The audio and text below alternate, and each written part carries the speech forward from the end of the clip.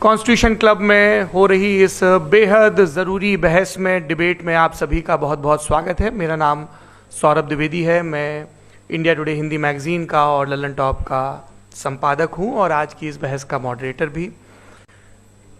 इससे पहले कि ये बहस, जिसका शीर्षक, जिसका टॉपिक है डज गॉड एग्जिस्ट, ये शुरू हो दो विद्वानों के बीच जिनके नाम हैं श्री जावेद अख्तर और श्री मुफ्ती शमाइल नदवी जी, मैं कुछ बुनियादी चीज़ें आप लोगों को बता दूं ताकि ये बहस व्यवस्थित ढंग से चले, वैसे नहीं जैसी बहसों को देखने के हम इन दिनों आदी हो गए हैं। पढ़ी लिखी अकादमिक बहस। इस बहस का प्रारूप कैसा होगा, इसका स्ट्रक्चर कैसा होगा, पहले मैं आपको ये बता देता हूं। सबसे पहले नौजवान विद्वान मुफ्ती शमाइल नदवी जी 10 मिनट अपनी दलीलें आप लोगों के सामने रखेंगे। उसके बाद जावेद अख्तर साहब 10 मिनट अपनी बात रखेंगे। उसके बाद जिसको हम अंग्रेजी में रिबटल कहते हैं, एक जवाबी दौर रहेगा कि आपने जो कहा मैं उससे मुतमईन हूं कि नहीं हूं और हमने जो कहा। इसके बाद बहस का राउंड 2 शुरू होगा। दोनों विद्वानों को फिर से 7-7 मिनट का वक्त मिलेगा और इसके बाद रिबटल राउंड 2 होगा 5-5 मिनट का। इसके बाद एक दूसरे से सवाल जवाब होंगे। इसके लिए हमने लगभग 16 मिनट का वक्त तय किया है। अब ये सवालों की प्रकृति पर निर्भर करता है कि कितने सवाल होंगे, इसीलिए हमने वक्त की पाबंदी रखी है। और इसके बाद आखिरी में 5-5 मिनट का वक्त दोनों विद्वानों को एक बार फिर से दिया जाएगा अपने क्लोजिंग आर्ग्यूमेंट के लिए।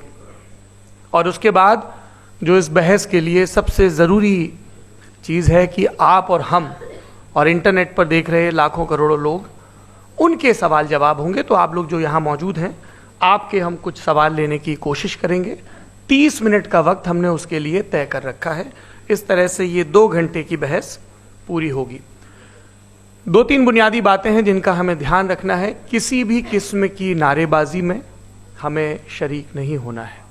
ये हल्ला गुल्ला नहीं है, क्योंकि पूरी दुनिया देख रही है, तो एक नज़ीर कायम करनी है, एक उदाहरण लोगों के सामने रखना है कि पढ़े लिखे लोग इत्तेफाकी और नाइत्तेफाकी रखते हुए भी, एक दूसरे से सहमति और असहमति रखते हुए भी बात कह सकते हैं।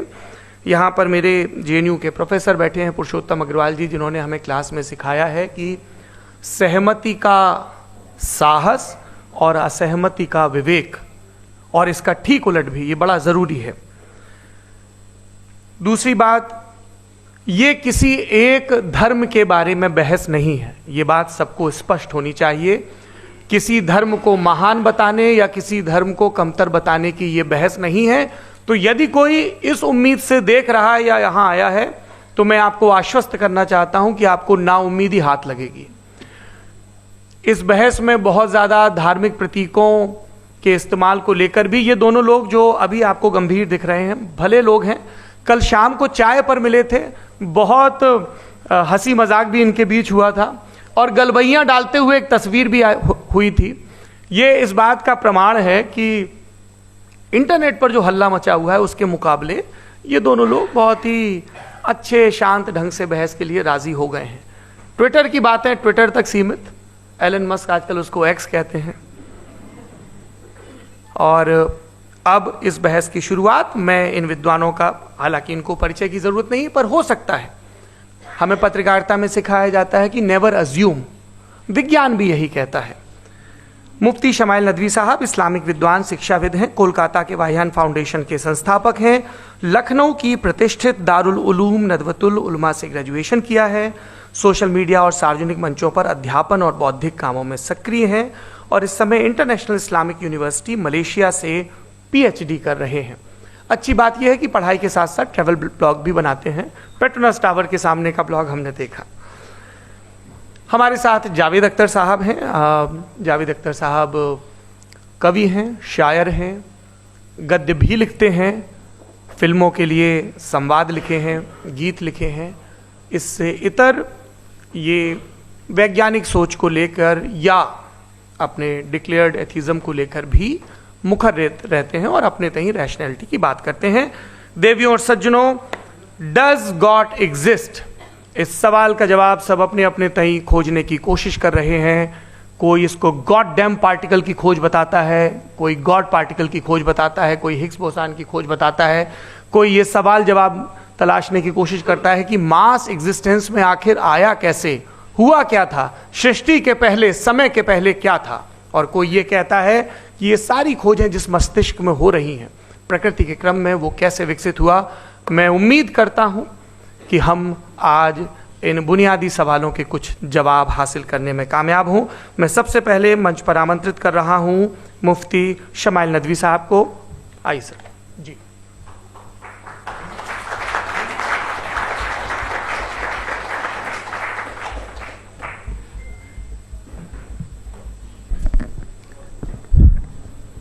एक आखिरी गुजारिश, आप बोलना शुरू करें, आप लोग प्लीज अपने फोन फ्लाइट मोड पे या साइलेंट मोड पे रखें। एक बार चेक कर लें, कई बार बेध्यानी हो जाती है।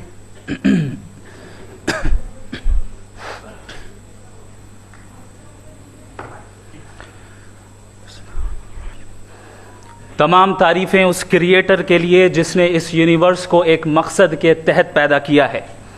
रिस्पेक्टेड जनाब जावेद अख्तर साहब, मिस्टर सौरभ द्विवेदी और respected audience, thank you all for being here today. आज की डिबेट में चूंकि हम बात करने वाले हैं डज गॉड एग्जिस्ट के टॉपिक पर, तो ये एक ऐसा टॉपिक है जिसके मुताल्लिक कोई भी डिसीजन लेने के लिए अलग अलग स्टैंडर्ड्स हो सकते हैं।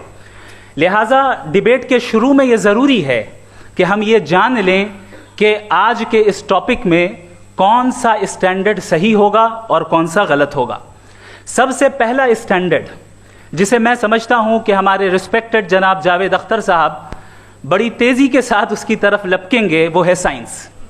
जबकि साइंस दर हकीकत खुदा के एग्जिस्टेंस को डायरेक्टली साबित करने या उसके एग्जिस्टेंस को डिनाई करने के लिए स्टैंडर्ड नहीं बन सकती। और उसकी वजह क्या है, ये मैं नहीं कह रहा, ये वो लोग कह रहे हैं जो साइंस के एक्सपर्ट्स हैं। नेशनल एकेडमी ऑफ साइंस कहती है science doesn't have the processes to prove और disprove the existence of God. Why? क्योंकि साइंस का ताल्लुक एम्पेरिकल एविडेंस से है और एम्पेरिकल एविडेंसेस का ताल्लुक हमारे नेचुरल और फिजिकल वर्ल्ड से है, जबकि गॉड नॉन फिजिकल और सुपर नेचुरल रियलिटी है। लिहाजा नॉन फिजिकल रियलिटी को आप उस टूल के साथ नहीं चेक कर सकते जिसका काम फिजिकल रियलिटी को तलाश करना है। लिहाजा आज इस डिबेट में गॉड की एग्जिस्टेंस को साबित करने या उसे डिनाई करने में साइंटिफिक एविडेंस को एक्सेप्ट नहीं किया जाएगा। दूसरा स्टैंडर्ड हो सकता है रेविलेशन, कि रेविलेशन के जरिए हम यह साबित करें कि गॉड एग्जिस्ट करता है या नहीं। लेकिन यह स्टैंडर्ड भी आज इररेलेवेंट है। क्यों? क्योंकि रेविलेशन मेरे नजदीक सोर्स ऑफ नॉलेज है, वैलिड सोर्स ऑफ नॉलेज है, लेकिन हमारे जावेद अख्तर साहब के नजदीक ये वैलिड सोर्स ऑफ नॉलेज नहीं है। लिहाजा आज की डिबेट में मैं एक भी एविडेंस किसी भी मजहबी स्क्रिप्चर से नहीं दूंगा ताकि जावेद अख्तर साहब के लिए वो अनएक्सेप्टेबल ना हो। तीसरा जो मेयार हो सकता है वो है ऑब्जर्वेशन, कि भाई कोई कहे कि हमें खुदा दिखाओ, अगर है तो दिखाओ, या ये कि खुदा के एग्जिस्टेंस पर एम्पेरिकल एविडेंस दो, तो ये है दर हकीकत गलत टूल का इस्तेमाल करना। ये ऐसा ही है कि जावेद साहब मुझसे ये मुतालबा करें कि मुफ्ती साहब आप मेटल डिटेक्टर के जरिए प्लास्टिक डिटेक्ट करके दिखाएं। अब चूंकि प्लास्टिक डिटेक्ट नहीं हो पा रही है लिहाजा plastic does not exist. No, you are using the wrong tool. इस टूल से प्लास्टिक को डिटेक्ट नहीं किया जाता। लिहाजा मैं समझता हूं कि गॉड के एग्जिस्टेंस पर एम्पेरिकल एविडेंस का मुतालबा करना एक बचकाना मुतालबा है, और हमारे रिस्पेक्टेड जनाब जावेद अख्तर साहब इस स्टेज से अब बहुत आगे निकल चुके हैं।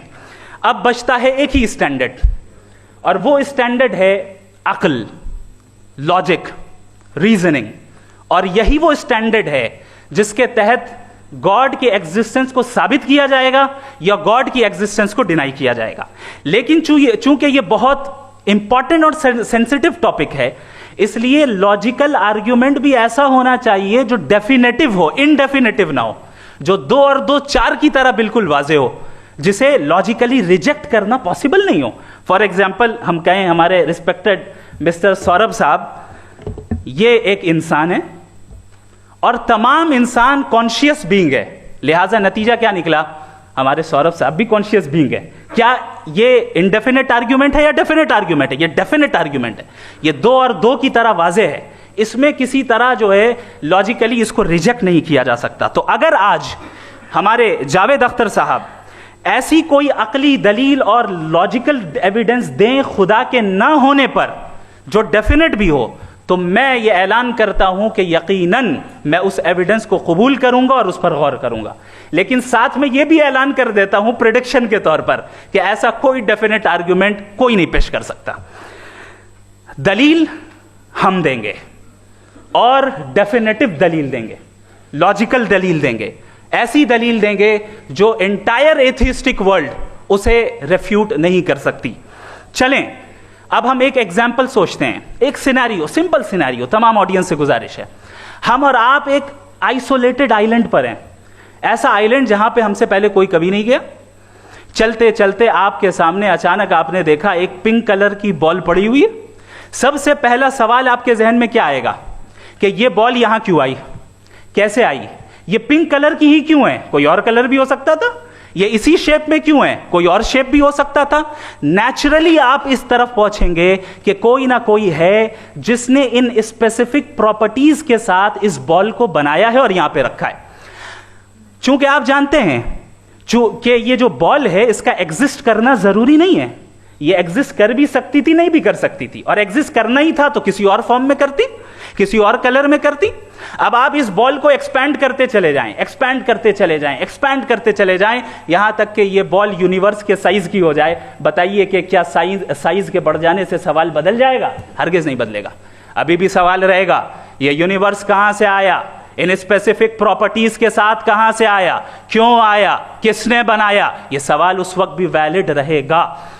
लेकिन यह सवाल अगर हम जनाब जावेद अख्तर साहब से करें तो चूंकि इनका वर्ल्ड व्यू एथिस्टिक है, और सिर्फ इनका नहीं, मतलब जितने भी एथिस्ट हैं और एथिस्टिक वर्ल्ड व्यू को रखने वाले से अगर आप ये सवाल करें कि ये यूनिवर्स कहां से आया, तो इनका जवाब या तो आर्ग्यूमेंट फ्रॉम इग्नोरेंस होगा या डॉगमेटिक होगा। या तो ये कहेंगे कि मुझे नहीं पता कि ये कहां से आया, लिहाजा गॉड डज नॉट एग्जिस्ट, ये आर्ग्यूमेंट फ्रॉम इग्नोरेंस है, या ये कहेंगे कि ये यूनिवर्स खुद ब खुद बन गया। इसका मतलब ये है कि उस बॉल को भी खुद ब खुद बन जाना चाहिए, लेकिन बॉल के ताल्लुक से ये एक्सप्लेनेशन एक्सेप्ट नहीं की जाएगी कि ये खुद ब खुद बन गई, लेकिन यूनिवर्स के ताल्लुक से कर दिया जाएगा। इसे हम दूसरे अल्फाज में डॉगमा भी कह सकते हैं। दूसरी चीज, हमारे जावेद अख्तर साहब जरूर गॉड ऑफ गैप्स की मिसाल भी जरूर देंगे, और मिसाल देंगे कि पहले ज़माने में बिजलियां कड़कती थी तो लोगों ने किसी एक खुदा की तरफ, और बारिश होती थी तो दूसरे खुदा की तरफ मंसूब कर दिया, उनके पास दलील नहीं थी। यह हमारा वर्ल्ड व्यू है ही नहीं, यह हमारा वर्ल्ड व्यू है ही नहीं, क्योंकि नेचुरल फिनोमेना के प्रोसेस की इंटरप्रिटेशन को जान लेने से यह कहां से साबित हो गया कि गॉड एग्जिस्ट नहीं करता है। इस पर मैं इंशाअल्लाह अभी आगे बात करूंगा। आप हजरात ये भी देखेंगे, और मैं ये एक्सपेक्ट करता हूं कि हमारे रिस्पेक्टेड जनाब जावेद अख्तर साहब जरूर इमोशनल आर्ग्यूमेंट्स भी देंगे, जो कि एक लॉजिकल फेलेसी है जब बात आती है ट्रुथ को डिसाइड करने में। क्यों? मिसाल के तौर पर वो कहेंगे कि अगर गॉड है तो ईविल क्यों एग्जिस्ट करता है, जबकि मैं कहता हूं ईविल का एग्जिस्ट करना गॉड के एग्जिस्ट करने की दलील है, उसके खिलाफ नहीं है।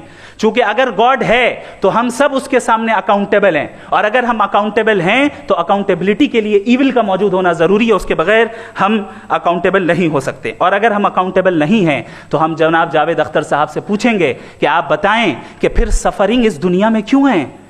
अगर खुदा नहीं है तो सफरिंग क्यों है? और उन लोगों के जज्बे का क्या जिनके अंदर सफरिंग के बाद इंतकाम लेने का जज्बा पाया जाता है और वो इस दुनिया से ऐसे ही चले गए, क्या उनकी सारी तकलीफें बेकार चली जाएंगी? अब आ जाएं उसी एग्जाम्पल की तरफ कि बॉल, मुझसे अगर कोई पूछे इस बॉल को किसने बनाया, और या इस एक्सपेंडेड बॉल को किसने बनाया, मैं कहूंगा कि चूंकि ये यूनिवर्स और इस यूनिवर्स की तमाम चीजें कॉन्टिंजेंट हैं। कॉन्टिंजेंट होने का मतलब ये होता है कि जो अपने एग्जिस्टेंस पे किसी के ऊपर डिपेंड करती हो, तो जाहिर है ये यूनिवर्स कॉन्टिंजेंट है। और अगर कोई चीज कॉन्टिंजेंट नहीं है तो मैं रिक्वेस्ट करूंगा कि मुझे दिखा दें कि कौन सी चीज यूनिवर्स में कॉन्टिंजेंट नहीं है, हम भी जरा गौर कर लें और हम भी देख लें।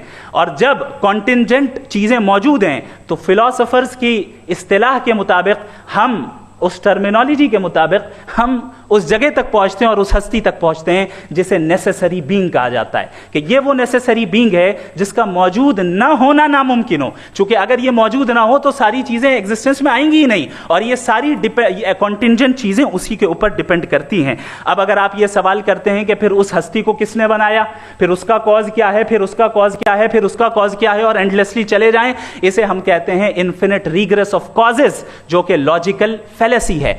कॉन्सेप्चुअली इंफिनिटी पॉसिबल है। मिसाल के तौर पे न्यूमेरिकल्स 1 2 3 गिनते चले जाएं, इन्फिनिट नंबर्स हैं। मैं कॉन्सेप्चुअली बात नहीं कर रहा, प्रैक्टिकली रियलिटी में साबित करके दिखाएं कि infinite regress of causes possible है या नहीं। अगर पॉसिबल है तो हम मान लेंगे, मिसाल दे दें, और पॉसिबल नहीं है तो एक ही ऑप्शन बचता है जिसे हम कहते हैं नेसेसरी बीइंग। ऐसी नेसेसरी बीइंग जो इंडिपेंडेंट है, क्योंकि अगर वो डिपेंडेंट हुई तो वो नेसेसरी नहीं रहेगी। ऐसी इंडिपेंडेंट बीइंग जो इटर्नल है, अगर वो इटर्नल नहीं होगी, उसकी बिगिनिंग होगी तो वो खुद कॉन्टिंजेंट है। ऐसी बीइंग जो पावरफुल है, क्योंकि कॉन्टिंजेंट को एक्चुअलाइज करने के लिए पावर चाहिए। ऐसी बीइंग जो इंटेलिजेंट है और नॉलेजेबल है, क्योंकि ये यूनिवर्स स्पेसिफिक फॉर्म और स्पेसिफिक लॉज ऑफ नेचर के तहत प्रिसाइजली चल रहा है। थैंक यू मुफ्ती साहब। मैं इन दलीलों के बाद जावेद अख्तर साहब से गुजारिश करूंगा, आप बैठ के बोलना चाहेंगे या आगे? जी।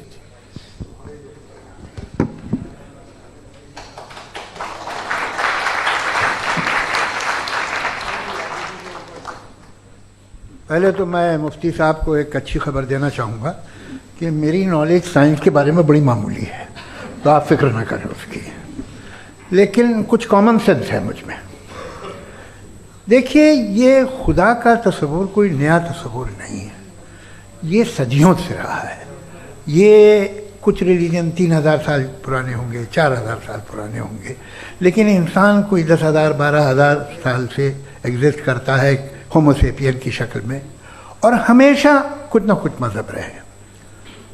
ये मज़हब जाहिलों के नहीं थे, ये मज़हब एक ऐसी ग्रीक सोसाइटी के थे जहाँ बड़े बड़े फिलोसफर्स पैदा हुए।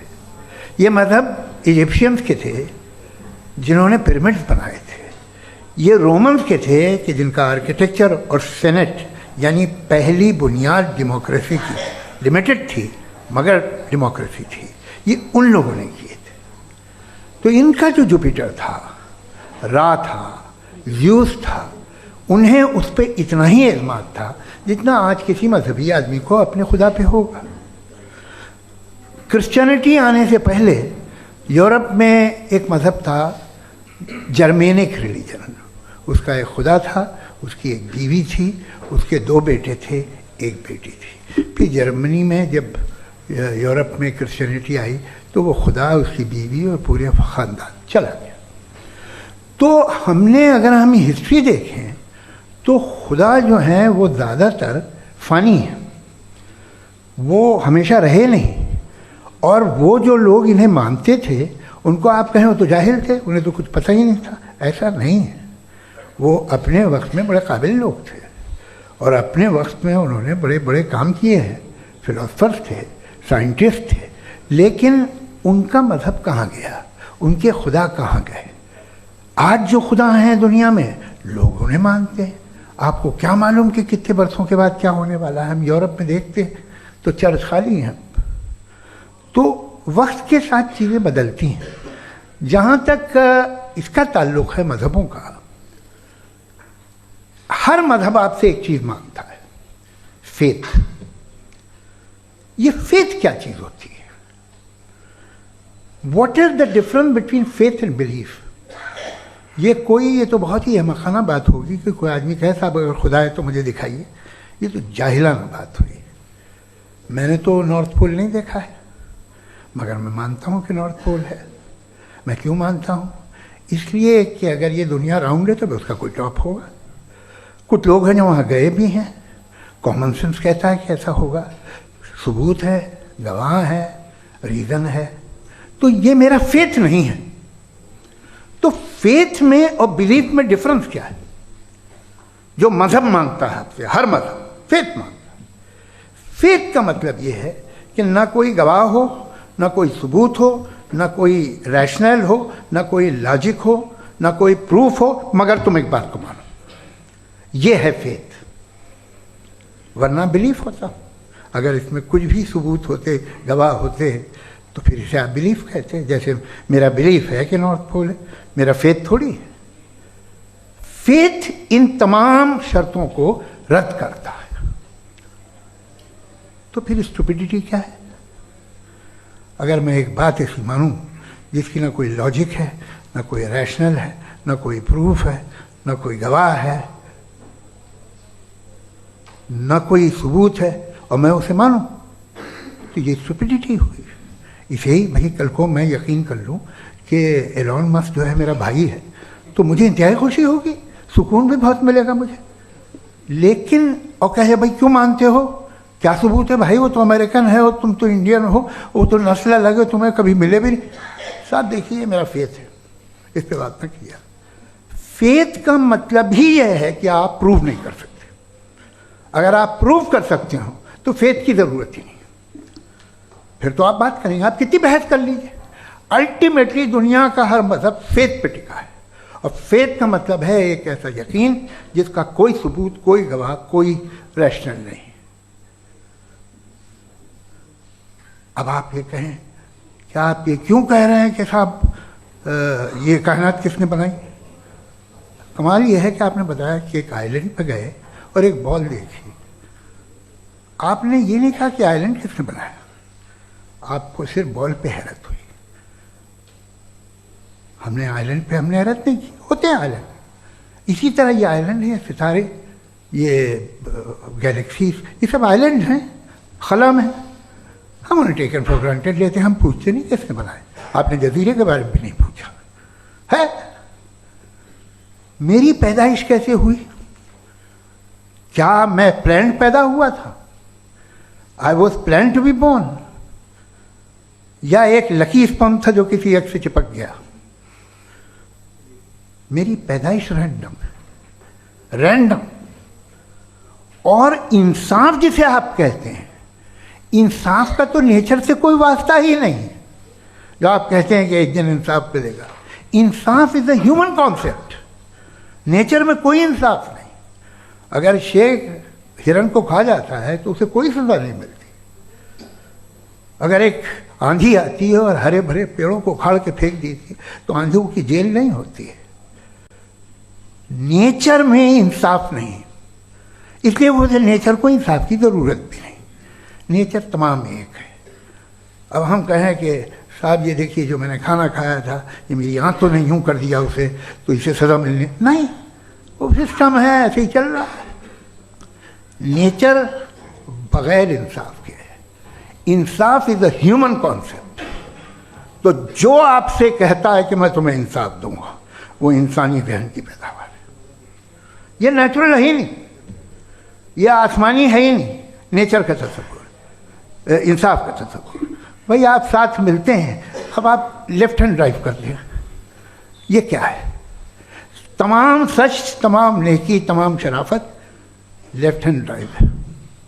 वरना क्या होगा, या तो आप क्रॉस कर देंगे, आपका एक्सीडेंट हो जाएगा, या आप किसी को मार देंगे, या ट्रैफिक जैम हो जाएगा। झूठ, बेईमानी, रिश्वतखोरी, ये तमाम जो है driving on the wrong side है।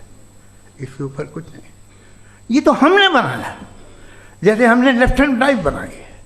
ये कॉन्सेप्ट ऑफ इंसाफ जो है ये हमारा है, इसका नेचर से कोई वास्ता नहीं।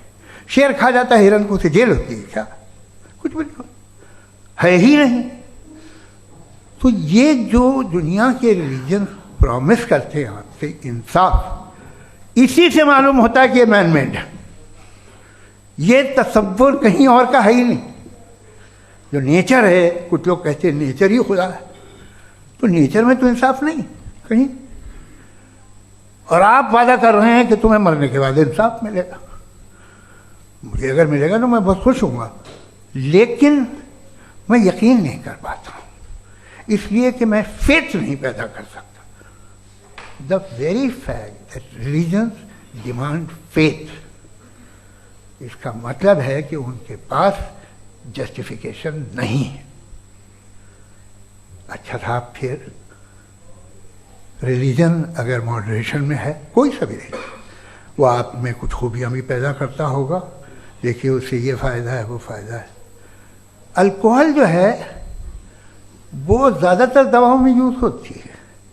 और एक सर्वे किया गया था अमेरिका में कि लॉन्जिटिविटी किन लोगों की है, तो एक तरफ वो लोग थे जो शराब पीते ही नहीं थे, और एक तरफ वो थे जो एक बोतल शराब रोज पीते थे।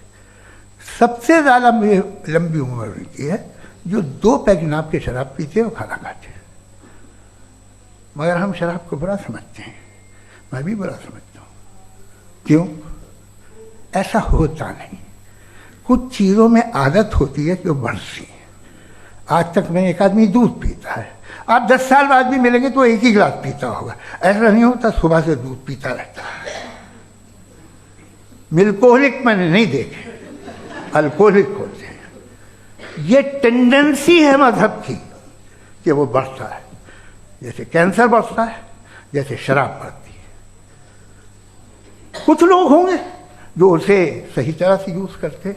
मुझे यकीन है कि हमारे मुफ्ती साहब भी उनमें से एक, इनसे बहुत खुशी हुई मुझे इनसे मिलकर। लेकिन कितने लोग हैं कि आज आप देखते हैं दुनिया में जो तबाहियाँ हैं, इनमें कितना हाथ है उन लोगों का जो बिलीवर कहते था मजहब ये नहीं कहता, ना कहता होगा, मगर जब ये मजहब पीते हैं तो ऐसे बिहेव करते हैं। थोड़ा सा अगर हो तो शायद बहुत अच्छी बात, लेकिन शराब थोड़ी सी नहीं रहती, उसमें टेंडेंसी है। पहले थोड़ा सा अगर 2-3 कैंसर के सेल हो ना बॉडी में तो आदमी सिम रहेगा, लेकिन वो 2-3 सेल नहीं रहते, वो मल्टीप्लाई होते हैं। जावेद साहब टाइम पूरा हो गया। टाइम हो गया, तो बस बात खत्म हो गई। अच्छा, मुझे कुछ और कहने को था भी नहीं।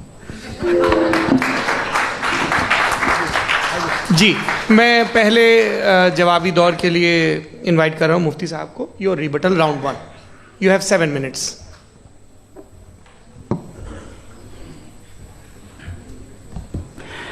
Thank you very much Javed साहब। आपकी बात को सुनकर बड़े महजूज हुए हम लोग। महजूज, do you understand? We enjoyed. Okay, अब थोड़ा सा लॉजिकली उसको हम लोग देखते हैं। दरअसल हम लोगों ने कल गुजारिश की थी मुफ्ती साहब से भी, जावेद साहब से भी, कि हिंदुस्तानी ज़बान आम फहम सबको समझ में आ जाए, और जहाँ कहीं आप मुश्किल शब्द इस्तेमाल करें वहाँ बताते भी चलें। Thank you. तो सबसे पहले हमारे रिस्पेक्टेड जावेद साहब ने हवाला दिया कि खुदा फ़ानी है। कितने मजहब आगे चले गए, किसी ने जुपिटर को खुदा माना, किसी ने किसी को माना। मैं कहता हूँ जिसने कॉन्टिंजेंट चीज़ को खुदा माना, गलत माना, वो खुदा ही नहीं, वो खुदा ही नहीं है। हम तो नेसेसरी बीइंग को साबित करने बैठे हैं, वो नेसेसरी कॉज जो इटरनल है, जो अबदी भी है और अजली भी है। हम किसी और को साबित करने नहीं बैठे। दूसरी चीज़, उन्होंने कहा कि फेथ एंड बिलीफ, ये एक ऐसी डेफिनेशन है फेथ की जो इन्होंने पहली मर्तबा पेश की है, या माफ़ कीजिएगा, इन्होंने पहली मर्तबा पेश नहीं की है, रिचर्ड डॉकिंस ने पहली मर्तबा पेश की है। मुझे मालूम है ये सोर्स कहाँ से है। एपिस्टेमोलॉजिकली फेथ और बिलीफ का फर्क आप इस तरह नहीं कर सकते सर। फेथ सही भी होता है, गलत भी होता है। बिलीफ सही भी होता है, गलत भी होता है। जो लॉजिक, रीजन और एविडेंस से बैक्ड होगा वो फेथ सही होगा। और आप जिस फेथ की बात कर रहे हैं कि इलॉजिकल है और उसके पीछे नहीं है, तो we are on the same page. हम नहीं मानते उस फेथ को, जो फेथ ऐसा हो जिसके पीछे कोई लॉजिक ना हो, एविडेंस ना हो, हम नहीं मानते। हम तो उस फेथ के कायल हैं जिसके पीछे लॉजिक हो और एविडेंस हो। तो बिलीफ सही भी होता है, गलत भी होता है, फेथ भी सही होता है और गलत भी होता है। तो आज फेथ और बिलीफ के डिफरेंस पे बात नहीं हो रही है। आज आप चाहे फेथ एक्सेप्ट कर लें या बिलीफ एक्सेप्ट कर लें, आज ये बात होगी कि ट्रूथ क्या है, चाहे ट्रू बिलीफ सही है या ट्रू फेथ सही है, और फॉल्स फेथ क्या है और फॉल्स बिलीफ क्या है, बात इस पे हो रही है। दूसरी चीज इन्होंने पूछा, स्टुपिडिटी फिर क्या है? अगर फेथ रिलीजन स्टुपिडिटी नहीं है तो और क्या है? चूंकि फेथ का मुतालबा करते हैं तो स्टुपिडिटी क्या है? मैं कहता हूं स्टुपिडिटी एथिज्म है। उसकी वजह यह है कि आप एक सड़क पे जा रहे हो और आप किसी गार्डन में जाएं और देखें वहां लिखा है फूलों के साथ, I love Javed Akhtar, and I really do, I love you sir. तो जब आप वहां पर पहुंचे तो वहां पहुंचकर अब ये बताएं, क्या आप ये कहेंगे वाह व्हाट अ नेचुरल सिलेक्शन? ये क्या नेचुरल सिलेक्शन है? नहीं, ये प्रिसाइजली डिजाइंड है, इसके पीछे डिजाइनर है। लिहाजा अगर कोई एक ऐसी कॉमन सेंस की बात को कबूल नहीं कर रहा है कि यूनिवर्स जो इतने प्रिसाइजली काम कर रहा है, हम कह दें कि खुद ब खुद बन गई, मैं समझता हूं इससे बड़ी स्टुपिडिटी और कुछ नहीं है। ये इरैशनल चीज है। फिर हमारे सर ने कहा कि आपने बॉल पे फोकस किया, आइलैंड पे फोकस नहीं किया। अरे आइलैंड को किसने बनाया, यही समझाने के लिए तो बॉल की मिसाल दे रहा हूं। और बॉल भी कॉन्टिंजेंट है, आइलैंड भी कॉन्टिंजेंट है, दोनों नेसेसरी बीइंग का मुतालबा करते हैं। आगे इन्होंने कहा कि नेचर में कोई इंसाफ नहीं है, हम डिसाइड करते हैं कि मोरालिटी क्या होती है, इंसाफ क्या होता है, हम डिसाइड करते हैं। जैसे ड्राइविंग सीट में ट्रैफिक वाला, ये तो किसी खुदा ने नहीं कहा, ये है, इसे कहते हैं फॉल्स इक्विवेलेंस, ये एक लॉजिकल फेलेसी है। आपने जो है मिसाल दी ड्राइविंग की और ट्रैफिक की, ये सब्जेक्टिव मोरालिटी है। आप सब्जेक्टिव मोरालिटी को मिसाल बनाकर ऑब्जेक्टिव मोरालिटी के ऊपर नहीं थोप सकते। इंसाफ की ऑब्जेक्टिव मोरालिटी। अगर आप ये कहते हैं कि नेचर में इंसाफ नहीं है, तो इंसाफ का न होना ये नेचुरल हुआ, तो फिर नेचर को नेचर रहने दे, क्यों हम इतना स्ट्राइव कर रहे हैं दुनिया में इंसाफ लाने के लिए? ये तो इलॉजिकल बात है, इरैशनल बात है। इसलिए बहुत सी चीजें ऐसी हैं जो ऑब्जेक्टिवली जो है इविल या गुड हैं, और बहुत सी चीजें ऐसी हैं जो सब्जेक्टिवली हैं। सब्जेक्टिवली जो मोरल होता है या इमोरल होता है, उसको हम सोशल कंसेंसस से या पर्सनल प्रेफरेंस से डिसाइड करते हैं। लेकिन जो ऑब्जेक्टिव मोरालिटी है, जिसमें इंसाफ आया, जो इन्होंने बार बार रिपीट किया, ये ऑब्जेक्टिव है, सब्जेक्टिव नहीं है। अगर आप कहते हैं ये सब्जेक्टिव है, तो मेरा सवाल आपसे ये है, क्या सोशल कंसेंसस के जरिए अगर जुल्म को सही करार दे दिया जाएगा तो आप जुल्म को जस्टिफाई करेंगे? दूसरी चीज इन्होंने ये कहा कि 2 पैक शराब पी लें तो वो उतने पे नहीं रहता, बढ़ जाता है। यही मामला मजहब के साथ है, 2 पैक आप पी लें बढ़ेगा। तो ये एक ऐसी मिसाल है, इसको कहीं भी फिट कर लें कि आप एथिज्म पे जब फिट करें, जब आप 2 पैक एथिज्म का लेंगे ना, तो वो बढ़ बढ़ के नॉर्थ कोरिया बनेगा। Thank you.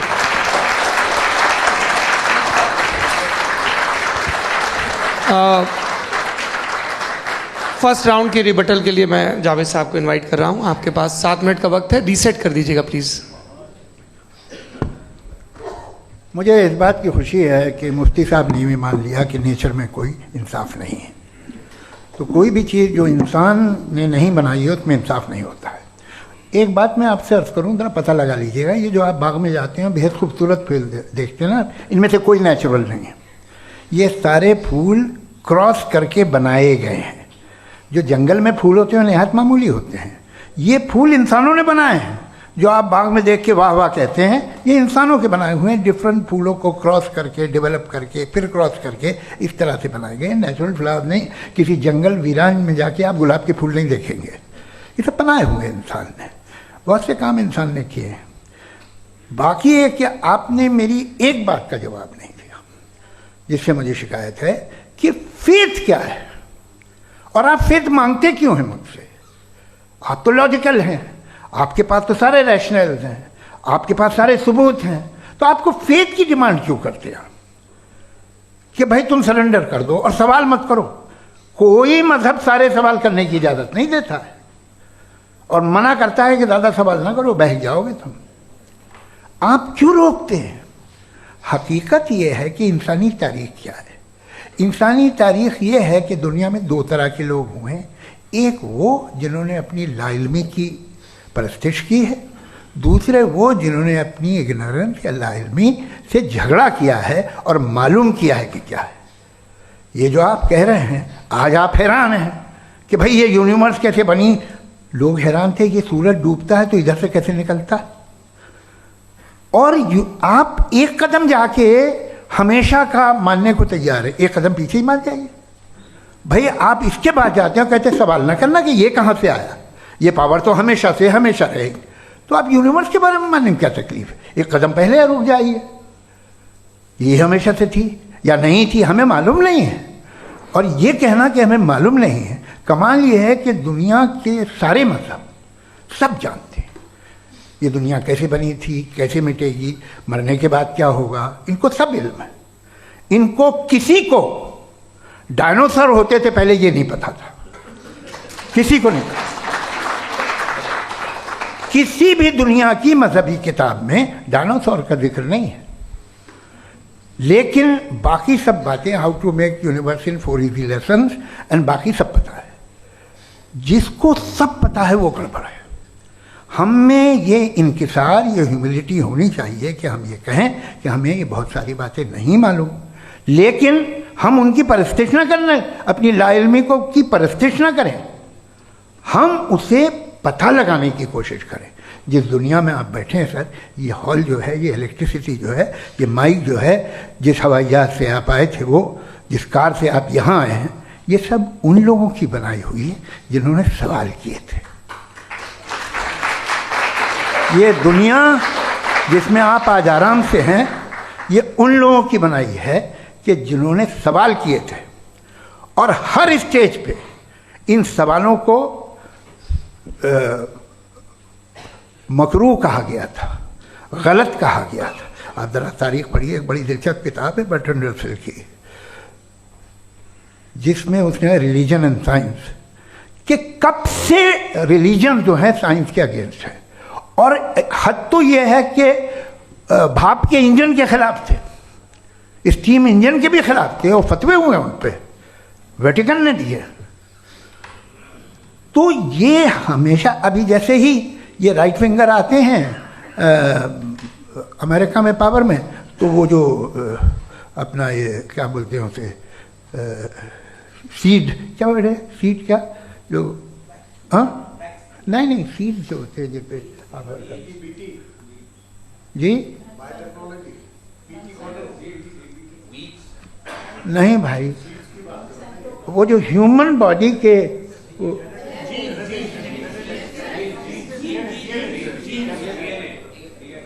उस पर रिसर्च बंद हो जाती है, रिपब्लिकन नहीं करने देते। अरे भाई इतना डर क्या है तुम्हें? एक ज़माने में बहुत नाराज़ थे ये सारे मजहबी लोग कि ये इंसान तो इंसान बनाने की कोशिश कर रहा है। आपको क्या तकलीफ भाई, बना ले तो बना ले दो, ये खौफ क्या है? और ये सब आज जो आप कह रहे हैं नामुमकिन है, ये कैसे हुआ? मुझे एक किस्सा याद आता है। जब मैं 6ठी क्लास में था तो मैं मैथमेटिक्स में बहुत वीक था, तो एक टीचर रख दिया गया, उसने 1 2 3 4 5 6 7 को सिखा दिया मुझे। वो दिन मैं भूल नहीं सकता हूँ मुफ्ती साहब, जिस दिन उसने ये बताया कि 1/2 क्या होता है और 3/4 क्या होता है, मुझे ऐसा लगा कि मेरा सर बीच से फट जाएगा। ये आदमी कह रहा है कि जो दीवार के अंदर जाओ वॉक करते हुए। आज हंसता हूँ मैं इस बात पे। तो आज जो बातें आपके जहन से बिल्कुल परे हैं और आप हैरान होते हो उन्हें देख के, एक वक्त आएगा कि मामूली लगेंगे, और हुआ है। आपकी इंसानी तारीख ही है। इतनी जल्दी सारे फैसले आप मत कर लीजिए, थोड़ा ये ह्यूमिलिटी रखिए कि भाई ये हमें नहीं मालूम। ये कहने में क्या आ रहा है? ये यूनिवर्स कहाँ तक फैली, ये कब से है और कब तक रहेगी, हमें नहीं मालूम। आपने फैसला कर लिया कब बनी। ये आपके हिसाब से कोई 14 बिलियन ईयर बनी जो समझा जाता है। उससे पहले हजारों करोड़ों अरबों साल तक खुदा बैठा क्या कर रहा था? खामोश बैठा था, ऐसी जमाइयाँ ले रहा था। फिर उसे आइडिया है, यार एक काम करते, वक्त अच्छा गुजर जाएगा, यूनिवर्स बनाते हैं। सोचिए, वो तो हमेशा से है ना, मगर यूनिवर्स हमेशा से नहीं है, ये तो बनाई गई है। और उससे पहले क्या था, इनका क्या काम था? कैसी बात है, ये बड़ा आसान है। जो बात हमें आज धीरे धीरे पता चली है, बरसों 2000 और 2500 साल पहले आपको किसी ने बता दिया कि क्या था, आप मान गए, और तब से वही मान रहे हैं जो 2500 साल पहले कहा गया था। सब कुछ बदल गया है, सॉल्व हो रही हैं चीज़ें। अभी साइंस बिल्कुल दावा नहीं करती, या कोई फिलोसफर ये दावा नहीं करता कि हमें सब मालूम, बल्कि वो कहता है कि हमें जितना मालूम होता है उससे ये मालूम होता है कि हमें कितना कम मालूम। तो हम अपनी जहालत से लड़ें, उसकी परस्तिश न करें। जी, टाइम है। Thank you so much. मैं तर्कों की श्रृंखला में राउंड 2 के लिए मुफ्ती साहब को आमंत्रित कर रहा हूँ। आपके पास एक बार फिर से 7 मिनट का वक्त है। शुक्रिया। जनाब जावेद अख्तर साहब कई मरतबा दोहरा रहे हैं कि फेथ का मतलब बताइए, फेथ का मतलब बताइए। मैंने बता दिया, फेथ सही भी होता है, गलत भी होता है। और आज हम फेथ पे बात नहीं कर रहे, हम ट्रूथ और डज गॉड एग्जिस्ट पे बात कर रहे हैं। क्या डज गॉड एग्जिस्ट, ये ट्रूथ यानी गॉड है या नहीं है, इसमें से दोनों ट्रूथ क्या है। अब आप उसे फेथ कह लें, बिलीफ कह लें, नॉट माई बिजनेस। उसके बाद आपने कहा कि भाई सवाल करने से मजहब रोकता है। मैं कहता हूं जो रोकता है वो रोकता होगा, मैं नहीं रोकता, बल्कि सवाल करें, सवाल करना चाहिए। सवाल कर करके तो हम आगे बढ़ते हैं, तरक्की करते हैं, और इसीलिए मैं आज यहां पे आया हूं। लेकिन सवाल सिर्फ खुदा से नहीं होगा, आपसे भी होगा। सवाल एथिज्म से भी होगा, सवाल सिर्फ मजहब से नहीं होगा, सबसे होगा। और आज मैं सवाल करूंगा और उम्मीद है कि आप जवाब देंगे। अभी तक आपने वैसे कॉन्टिंजेंसी आर्गुमेंट का कोई जवाब नहीं दिया। चलें, आपने कहा यूनिवर्स के बारे में इटर्नल क्यों नहीं बोल देते। ये चूंकि लॉजिकली पॉसिबल ही नहीं है कि यूनिवर्स इटर्नल हो। यूनिवर्स एक कॉन्टिंजेंट चीज है जो टाइम एंड स्पेस के पाबंद है, टाइम एंड स्पेस से बाउंड है। जो टाइम एंड स्पेस से बाउंड होगा वो कॉन्टिंजेंट होगा, जो कॉन्टिंजेंट होगा वो उसकी बिगिनिंग हुई होगी, जिसकी बिगिनिंग हुई होगी वो इटर्नल नहीं हो सकता। ये तो कॉमन सी बात है। आपने कहा कि किसी मजहबी किताब में डायनासोर का जिक्र नहीं है। अफसोस कि आज तक किसी मैथमेटिक्स के किताब में मुझे डायनासोर का जिक्र नहीं मिला। तो इसका मतलब मैथमेटिक्स की किताब बेकार है? नहीं, उसका वो टॉपिक नहीं है। रेवलेशन का और मजहबी किताबों का टॉपिक ये नहीं है कि आपको आके बताए साइकिल कैसे बनाते हैं, या आकर ये बताएं कि जो है डायनासोर कब था। वो तो मोरालिटी सिखाने आया है, गॉड के बारे में बताने आया, नॉन फिजिकल रियलिटी की हकीकत को सिखाने के लिए आया। रिलीजियन साइंस को रोकता है? नहीं रोकता। अगर रोकता है तो गलत करता है। रिलीजियन साइंटिज्म को रोकता है, जिसमें हमारे जावेद साहब मुब्तला हैं। साइंस और साइंटिज्म में फर्क है। साइंटिज्म यह है कि आप समझें कि साइंस और साइंटिफिक मेथोडोलॉजी ये नॉलेज को हासिल करने का वाहिद सोर्स ऑफ नॉलेज है। यह है साइंटिज्म। हम इसे रिजेक्ट करते हैं। हम साइंस को तो तरक्की करते हैं, भाई आप हमारी पूरी तारीख कर लें, पढ़ लें तो आपको पता चल जाएगा। बहरहाल ये अलग टॉपिक है। उसके बाद इन्होंने एक लफ्ज कहा, वेटिकन ने फतवा दिया। वेटिकन का फतवे से कोई ताल्लुक नहीं है, दोनों कॉन्ट्राडिक्टरी अल्फाज हैं। उसके बाद उन्होंने कहा कि भाई हमें नहीं मालूम। अगर नहीं मालूम तो क्लियरली कह देना कि नहीं मालूम है, इसमें क्या हर्ज है। तो वही तो मैं कह रहा हूं ना कि आप कह दें कि नहीं मालूम, लेकिन क्लेम क्यों कर रहे हैं कि गॉड एग्जिस्ट नहीं कर रहा है।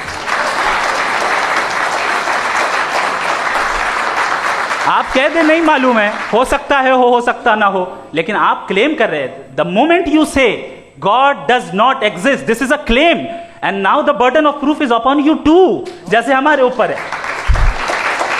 और क्यों है मैं बताता हूं, क्यों है ये भी मैं बताता हूं। फिलोसॉफिकली जो क्लेम होता है ना, सिर्फ ये नहीं होता कि इंसान कहे पॉजिटिव क्लेम करे और नेगेटिव क्लेम करे तो बर्डन ऑफ प्रूफ नहीं है। आप मिसाल के तौर पे मैं कहूं कि फुला उस कमरे में कोई नहीं है, मैंने एक नॉलेज का क्लेम किया है। उस कमरे में कोई नहीं है, मैंने एक नॉलेज का क्लेम किया। या तो मैं कहूं मुझे नहीं पता, हो भी सकता है नहीं भी हो सकता है, this is not a claim. लेकिन जब मैं कह रहा हूं कि वहां कोई नहीं है, या मैं कह रहा हूं वहां कोई है, दोनों क्लेम है और दोनों के ऊपर बर्डन ऑफ प्रूफ है। हमारे ऊपर भी बर्डन ऑफ प्रूफ है। मैंने कंटिंजेंसी आर्ग्यूमेंट दिया, इसे तोड़कर दिखाइए। आखिरी चीज, इन्होंने कहा कि खुदा दुनिया बनाने से पहले 150 साल पहले या करोड़ों साल पहले क्या कर रहा था। अरे हजरत, चलें बहरहाल मैं जवाब दे देता हूं। आप हमारे रिस्पेक्टेड पर्सनैलिटी हैं, अगर आप नहीं होते तो मैं ऐसे एंटरटेन ही नहीं करता। टाइम ये 100 साल पहले या 100 साल बाद, पहले बाद में अभी, ये वो अल्फाज हैं जिनका ताल्लुक टाइम से है। टाइम शुरू ही हुआ है यूनिवर्स की बिगिनिंग के बाद, तो उसके पहले खुदा क्या कर रहा था, सवाल इलॉजिकल है, ये फेलेसी है। यानी आप ये कह रहे हैं कि यूनिवर्स के बनने से पहले खुदा क्या कर रहा था। टाइम के बनने से पहले, पहले का ताल्लुक टाइम से, टाइम उस वक्त था ही नहीं, तो ये सवाल ही इनवैलिड है खुदा के ताल्लुक से।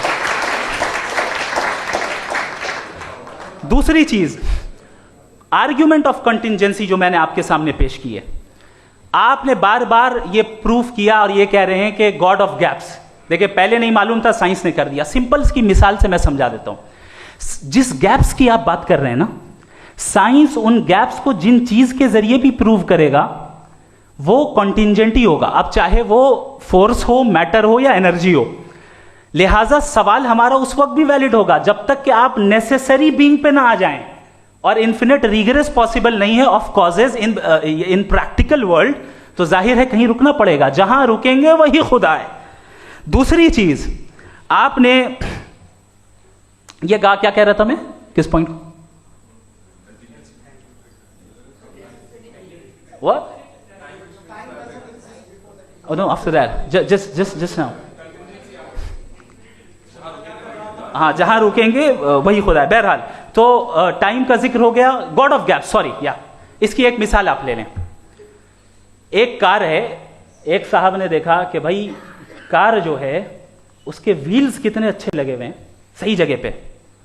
स्टीयरिंग जो है कितने अच्छे जगह पे लगी हुई है, और सीट्स कितने वेल डिजाइंड है, कितनी प्रिसाइजली ये कार काम कर रही है। तो जरूर कोई ना कोई इसे क्रिएट किया है, किसी ने क्रिएट किया है। अब जावेद साहब आए और कह रहे जनाब बोनेट खोलिए, इसमें इंजन है, इंजन इस कार को चला रहा है, hence prove no one has created the car. This is illogical, this is irrational.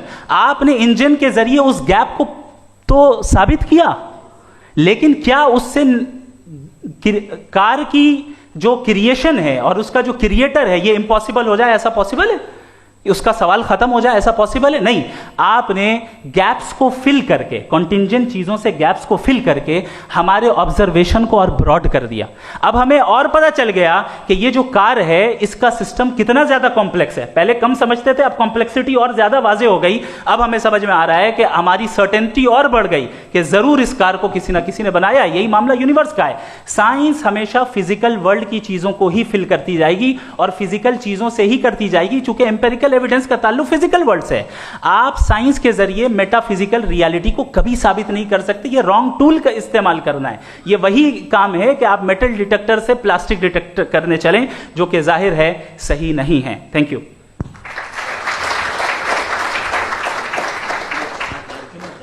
जी, ये आर्ग्यूमेंट का राउंड 2 है। हाँ। 7 मिनट है। पहले तो मैं आपसे अर्ज करूं कि आपने कहा कि जब कायनात ही नहीं थी तो वक्त भी नहीं था, कुछ भी नहीं था। कैसे नहीं था? खुदा था। एक एग्जिस्टेंस तो था ना खुदा का। तो जब खुदा था तो वक्त भी होगा। ऐसा नहीं है कि कुछ भी नहीं था, खुदा था। अच्छा, बाकी है कि आपने कहा साहब आप साबित कीजिए, आपके पास भी लॉजिक है, मेरे पास भी लॉजिक है। आप मेरा जिम्मेदारी नहीं है साबित करना कि खुदा है। बर्ट्रैंड रसल ने बड़ी अच्छी बात कही। बर्ट्रैंड रसल ने एक बड़ी अच्छी बात कही। मैं आपसे अगर ये दावा करूं कि एक चाय की केतली मरीख के चारों तरफ घूम रही है, मार्स के चारों तरफ, तो ये आपका काम नहीं है कि आप साबित करें कि कोई चाय की केतली नहीं है। ये मेरा काम है, मैंने दावा किया है। ये दावा तो मजहबी लोग करते हैं कि खुदा है। मैं क्यों साबित करूं कि नहीं है? जब तक आप मुझे कन्विंस नहीं कर देंगे मैं नहीं मानूंगा। आपकी जिम्मेदारी है, मेरी जिम्मेदारी नहीं है। दोयम ये कि ये जो आप कह रहे हैं जो गैप्स हैं, ये गैप जब जब किसी मजहब को चैलेंज करते हैं, जब ऐसा कोई बात आती है तो हंगामा हो जाता है कि जब वो चैलेंज करें किसी फेथ को। ये तमाम साइंस जो है इसे मुख्तलिफ जगहों पे मुख्तलिफ वक्तों में मजहब ने रोकने की कोशिश की है। ये किताब है religion and science, Bertrand Russell की, पढ़िएगा, अच्छी लगेगी आपको। तारीख ही है साइंस, मजहब की साइंस से उसका यही रिश्ता है। अच्छा, अब ये हम सोचें कि बहरहाल ये वजूद जो है मजहब और ये बिलीव इन गॉड इंसान को बेहतर बना देता है। तो एक काम कीजिए, हिंदुस्तान वर्ल्ड का नक्शा लीजिए और मार्क कीजिए कि रिलीजन कहाँ कहाँ ज़्यादा है, कहाँ कहाँ, चाहे वो लैटिन अमेरिका हो या मिडल ईस्ट हो या फार ईस्ट हो या हिंदुस्तान के वो इलाके जहाँ मजहबियत ज़्यादा है। रख दीजिए नक्शा अलग।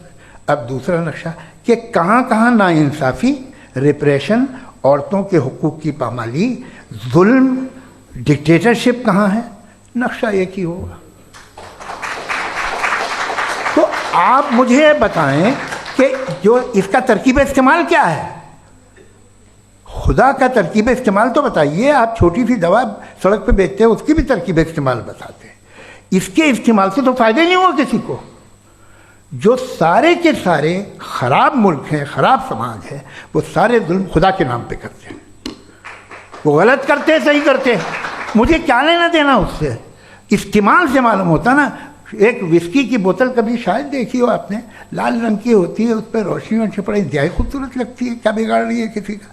उसका इस्तेमाल गलत है, इसलिए आप उसे नापसंद करते हैं। इसका इस्तेमाल गलत है, इस तसव्वुर का इस्तेमाल ही गलत है और हमेशा से गलत हुआ है। आप देख लीजिए, इंसानी तारीख देख लीजिए, आज देख लीजिए, हिंदुस्तान देखिए, दुनिया देख लीजिए, क्या हो रहा है। इसे कैसे इस्तेमाल कर रहे हैं? फेथ वाले लोग क्या फेयर हैं, जस्ट हैं, जो अपने खुदाओं पे यकीन रखते हैं? वो किस तरह के लोग हैं? वो लोगों को इंसाफ देते हैं, वो बेहतर इंसान बने। तो इस दवा का फ़ायदा क्या है? चलो बहुत फ़ायदा हो रहा तो मैं इस्तेमाल कर लूँगा। मुझे तो इस दवा का कोई फ़ायदा दिखता ही नहीं।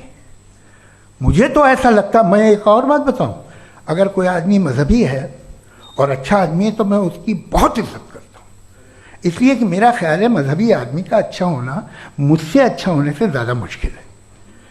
भाई हर चीज़ की एक लिमिट है। आप इतना भाग सकते हैं, इतना नहीं भाग सकते, इतना वजन उठा सकते हैं, इतना नहीं उठा सकते, इतना दूर देख सकते हैं, इतना दूर नहीं देख सकते। उसी तरह कॉमन सेंस कहता है कि आप में नेकी का भी एक कोटा होगा। अब आप अगर सुबह जाते हैं अपनी इबादत गाह और इबादत करते हैं, तो बाहर निकलते हैं तो आप तो यही महसूस करते हैं कि आपने एक बहुत अच्छा काम किया, आपकी नेकी का एक बहुत बड़ा कोटा खर्च हो गया जिससे किसी का कोई फ़ायदा नहीं हो। मैं तो नहीं जाता हूँ तो मुझे तो किसी को खाना खिलाना पड़ेगा, किसी बेवा की मदद करनी पड़ेगी। मैं अपना कोटा कैसे कंज्यूम करूँ? आप अपना कोटा, सारे मजहबी लोग इंतहाई यूजलेस कामों में यूज़ करते हैं। उसके बाद भी अगर आप में बच्ची है थोड़ी सी शराफत, तो भाई वाह क्या बात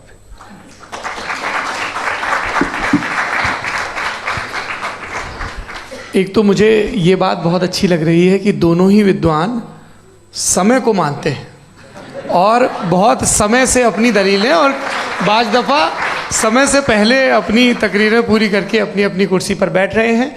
ये इस आर्ग्यूमेंट का राउंड 2 पूरा हुआ। अब रिबटल का राउंड 2 है और उसके बाद क्रॉस एग्जामिनेशन होगा। नहीं, आपका आर्ग्यूमेंट हो गया सर। हमारे यहाँ स्कूल के सिलेबस में पंच परमेश्वर कहानी पढ़ाई जाती है, प्रेमचंद जी की लिखी हुई। आप निश्चिंत रहिए, आपके कोई राउंड में मिस नहीं होने दूंगा। रिबटल का राउंड 2 मुफ्ती शमाइल नदवी साहब।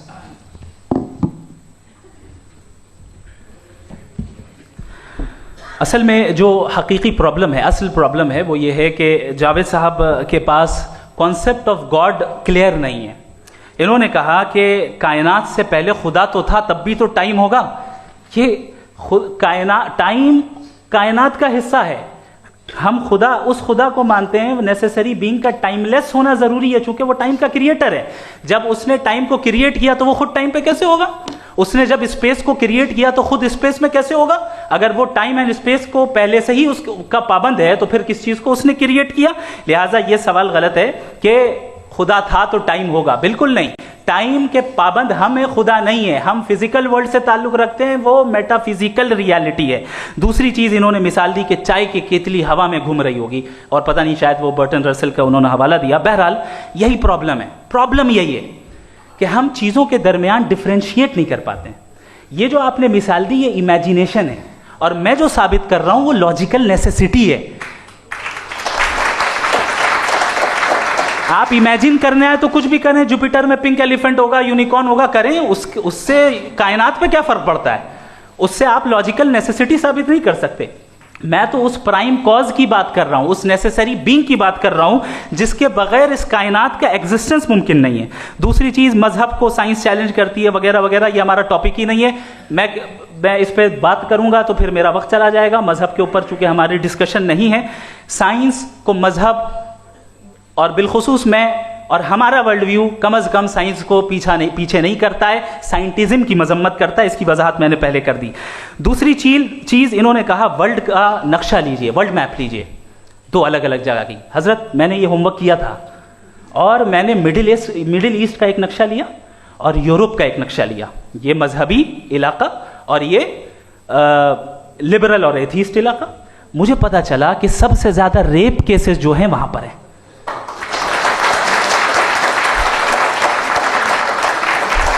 मुझे ये पता चला यूएन की रिपोर्ट के मुताबिक, मैं ये अपने घर से नहीं लेके आ रहा, कि जो वर्किंग वुमेन है यूरोपियन कंट्रीज में, उसमें 81% वुमेन सेक्सुअल हैरेसमेंट का वर्क में शुमार हो रही है। ये मिडिल ईस्ट में नहीं हो रहा है, वो मजहबी लोग हैं इसलिए नहीं हो रहा है। दूसरी चीज, आपने ये कहा कि मजहबी आदमी का अच्छा होना हमारे अच्छे होने से बहुत मुश्किल है, बहुत मुश्किल है। तो इसका मतलब यह है कि गॉड के अलावा आपके पास अच्छे और बुरे का कोई स्टैंडर्ड है। मैं चाहूंगा कि कन्वर्सेशनल स्टाइल वाली डिस्कशन और सेगमेंट पे इसी पे बात कर लेते हैं। Thank you very much.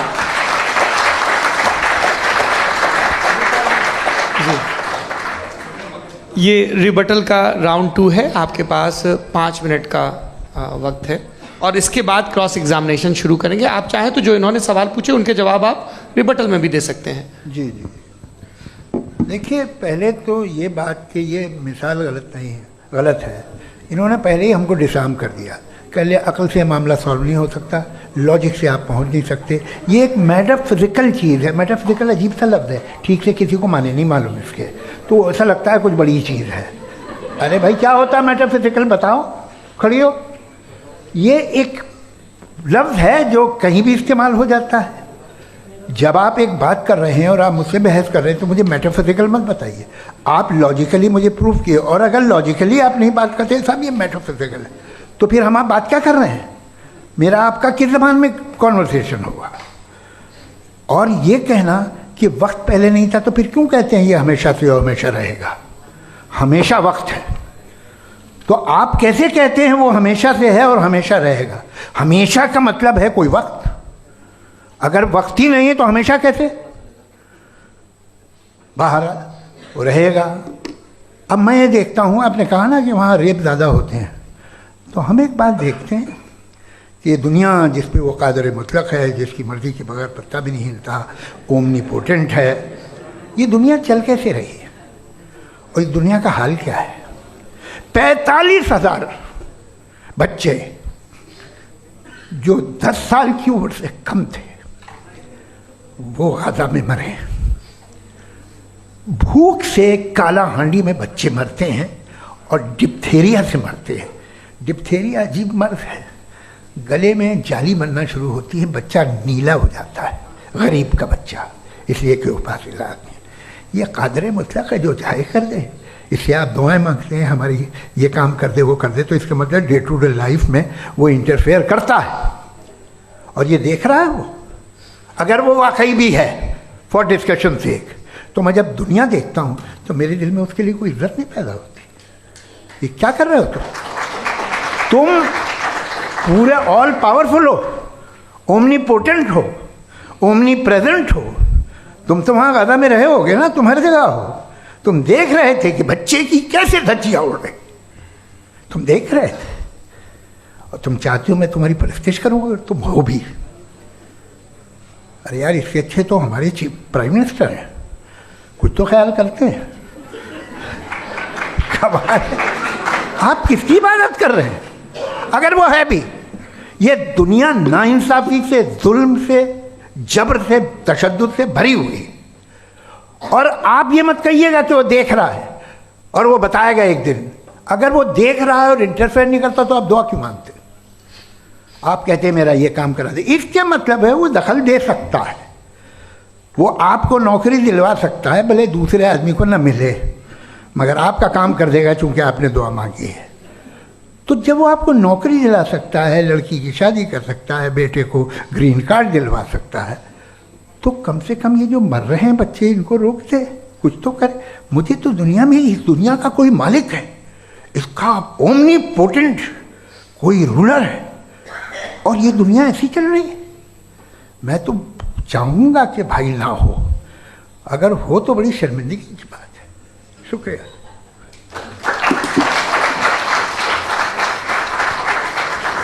देवियों और सज्जनों, इस बहस के 2 राउंड और 2 रिबटल पूरे हो चुके हैं। अब सबसे ज़रूरी और सबसे मुश्किल राउंड शुरू हो रहा है, क्रॉस एग्जामिनेशन का। अब इन विद्वानों की सज्जनता की एक परख भी होगी और वक्त हमने 16 मिनट का तय किया है। पहला सवाल आप पूछना चाहेंगे?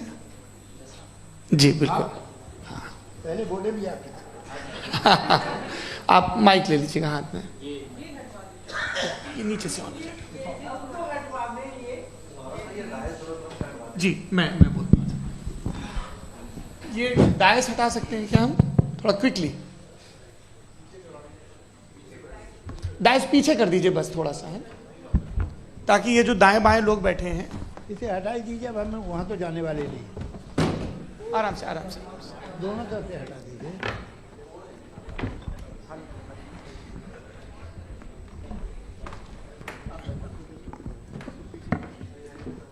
इस बीच आप लोग भी अपने अपने सवाल तैयार कर लें।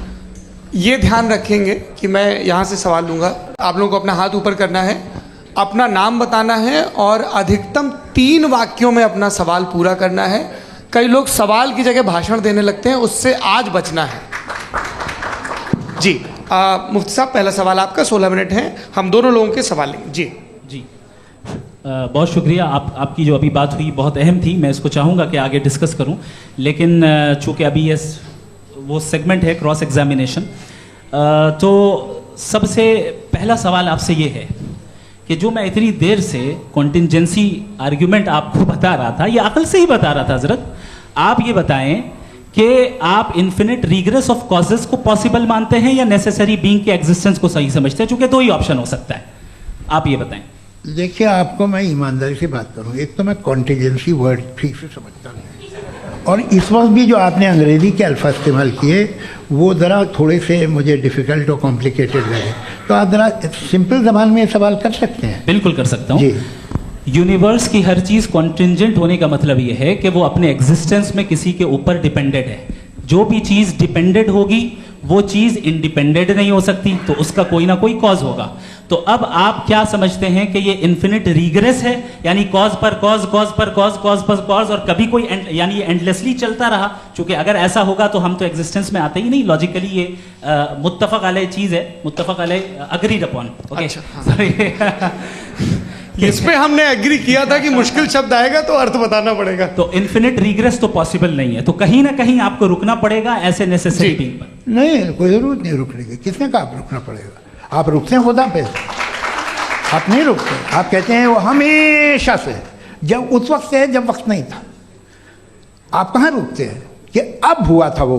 आप नहीं कहते।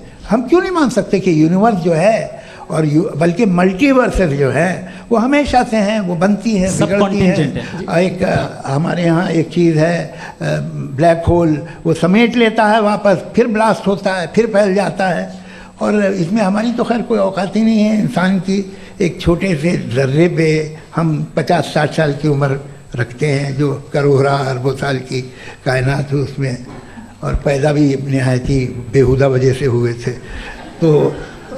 तो इसमें ये सोचना कि इसकी वजूहात और ये क्यों है, ये डिपेंडेंट है, ये हम देख रहे हैं, क्या मालूम। आप सोचिए कि ये जो फैल रही है कायनात, ये कहाँ फैल रही है, ये कहाँ जा रही है, और ये फैल क्यों रही है? अरे बना ली थी तुमने, रुको भैया, हाँ काफ़ी है। ये फैल क्यों रही है? ये और कौन सी कायनात जिसे मैं दूरबीन से देखता हूँ तो 2 बिलियन लाइट ईयर पे है, उससे मेरा कोई वास्ता ही नहीं है। 2 बिलियन ईयर यानी अगर मैं 80,000 माइल्स पर सेकेंड से चलूँ तो 20 करोड़ साल में वहाँ पहुँच जाऊँगा। इसकी ज़रूरत क्या थी? ये दुनिया, ये कायनात तो इंसान अशरफुल मखलूक़ात के लिए बनाई गई ना। तो ये सब ये टर्म समझ में नहीं आया, इसमें कोई ख़ास समझने वाली बात थी भी नहीं। ये जो अल्टीमेट कहा यह जाता है कि ये जो पूरी यूनिवर्स है, ये जो दुनिया है, ये इंसान के लिए बनाई गई। अच्छा, ये सब इंसान के लिए। क्यों साहब, सही है ना? बिल्कुल, लेकिन इसका ये मतलब नहीं कि किसी चीज के पीछे रीजन आपको नहीं पता तो रीजन नहीं है, इसे कहते हैं नहीं, मुझे नहीं पता, लेकिन मेरी जिम्मेदारी नहीं है। वो बिल्कुल सही कहा था उसने, बर्टन रसल ने। आपने उसे मजाक में टाल दिया कि भाई आप एक दावा कर रहे हैं, मैं क्यों कहूं कि ये गलत है दावा? आप प्रूफ कीजिए, मेरे पे जिम्मेदारी ही नहीं है, मैंने थोड़ी कहा है। आप प्रूफ कीजिए कि ये सही है। आप आर्ग्यूमेंट ऑफ कंटिजेंसी का जवाब ही नहीं दे रहे हैं। पूछना चाहेंगे? आप सवाल पूछना चाहेंगे मुफ्ती साहब से? क्योंकि ये क्रॉस एग्जामिनेशन का दौर है। आप जैसे पहले बोल रहे थे फेथ को लेके कुछ, मैं ये पूछना चाहूँगा कि खुदा ने जो भी रेवलेशन किए हैं, एक मज़हब के लिए बहुत से मज़हबों में किए हैं, अलग अलग रेवलेशन है। कहीं कुछ एक बातें हैं, कॉन्ट्रडिक्शन भी है आपस में, कहीं कुछ आप कर सकते हैं, कहीं कुछ नहीं कर सकते। ऐसा नहीं है कि सबकी कोड ऑफ मॉरल एक है। तो ये किस्सा क्या है? अब आप ये देखिए कि मुझे कभी कभी लगता है कि ये जो फुटबॉल फाइनल होता है, लाखों लोग होते हैं, फिर वो टीवी कवर कर करोड़ों लोग, अगर उसमें खुदा की एक बूमिंग आवाज़ आ जाती, मैं गॉड हूँ, तो सारे लोग अभी सुन लेते और टीवी पे भी सुन लेते, किस्सा ख़त्म होता। ये इतनी राजदारी क्या है कि तुम सामने कुछ तो सबूत दे दो हमें सॉलिड। ये कह साहब ये यूनिवर्स कैसे बनी, इससे मसला क्या हल होगा? मैं पूछूंगा आपसे खुदा कैसे बना? क्यों नहीं पूछूंगा कैसे बना? बल्कि वो तो कायनात से कहीं ज़्यादा इंटेलिजेंट है, कायनात से कहीं ज़्यादा कॉम्प्लेक्स। जी वो हमेशा से है। आप कहेंगे मैं मान लूँगा। अच्छा, दोयम वो कादिर मुतलक, यानी कादिर मुतलक का मतलब ओमनीपोटेंट, वो जो चाहे कर सकता है। आपको नौकरी दिलवा सकता है, आपकी अच्छी जगह शादी करवा सकता है, आपके पड़ोसी आपका मुकदमा हरवा सकता है, आपको जिता सकता है, सब काम करता है। थोड़ा सा माइक क्लोज जी। वो इस दुनिया को चला कैसे रहा है, ये दुनिया कैसे चल रही है, आपको इस पर हैरत नहीं होती?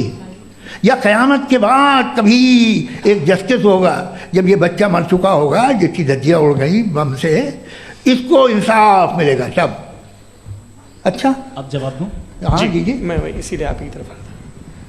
सबसे पहले आपने रेवलेशन और स्क्रिप्चर्स की बात की, इस पे मैं बात कर सकता हूं लेकिन आज नहीं करूंगा चूंकि वक्त कम है, कभी और इस पे डिस्कस करेंगे। मैं तैयार हूं उस पे भी बात करने के लिए। ये अभी से राउंड 2 की भूमिका तय हो रही है। Does God exist round 2?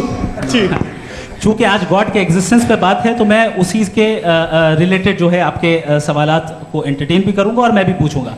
आपने कहा कि आपने साबित ही नहीं किया, जबकि आर्ग्यूमेंट ऑफ कॉन्टिजेंसी बुनियादी आर्ग्यूमेंट है। आप मुझे कॉन्टिजेंसी का मतलब बताइए, आपका मतलब क्या कॉन्टिजेंसी? कॉन्टिजेंसी का मतलब यह हुआ कि हर वो वजूद जो किसी भी चीज़ का पाबंद है, हर वो वजूद या हर वो चीज़ जो अपने एग्जिस्टेंस में किसी भी चीज़ के पाबंद है और उससे बाउंड है, उसको उसकी ज़रूरत है, उस पर डिपेंड करती है, तो जाहिर सी बात है कि उसका कोई ना कोई कॉज होता है। ये तो अक्ल की बात है, ये आप रीजनिंग की बात करते हैं, मैं वही कर रहा हूं। दूसरी चीज आपने ये बात कही कि इतने बिलियन लाइट ईयर्स दूर है, उसका मेरा क्या लेना देना। फिर मेरे ख्याल से आपको ये नहीं कहना चाहिए I think therefore I am an atheist. आपको सोचना चाहिए, सिर्फ आप एक लिमिटेड दायरे में रहकर नहीं सोचें बल्कि बाहर निकलकर सोचें।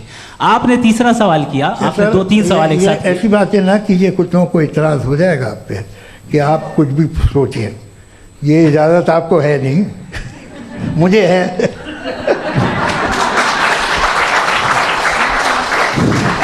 जी, आपने प्रॉब्लम ऑफ इविल के ताल्लुक से सवाल किया और बार बार आप एक लफ्ज रिपीट कर रहे हैं कि ओमनीपोटेंट गॉड है, ऑल पावरफुल गॉड है। यही तो दरअसल समझना है कि गॉड का कॉन्सेप्ट क्या है। प्रॉब्लम ऑफ इविल जो है, प्रॉब्लम ऑफ इविल दर हकीकत 2 असम्पशंस पर कायम है। अगर आप इन 2 असम्पशंस को समझ जाएं तो ये प्रॉब्लम नहीं रहेगी, आर्ग्यूमेंट आपको समझ में आ जाएगी कि ये कोलैप्स कर जाता है। पॉइंट नंबर 1, यानी जो आपका सबसे पहला फॉल्स असम्पशन है कि गॉड मर्सीफुल है, ओमनीपोटेंट है, दुनिया में जुल्म हो रहा है। लेकिन आपको ये समझना चाहिए कि हमारे वर्ल्ड व्यू के मुताबिक गॉड सिर्फ ओमनीपोटेंट और सिर्फ मर्सीफुल नहीं है, बल्कि वो ऑल वाइज भी है और वो ऑल नोइंग भी है। उसके हर काम के पीछे हिकमत और विजडम है। ये कोई जरूरी नहीं है कि वो हिकमत और विजडम आपको समझ में आए या मुझे समझ में आए।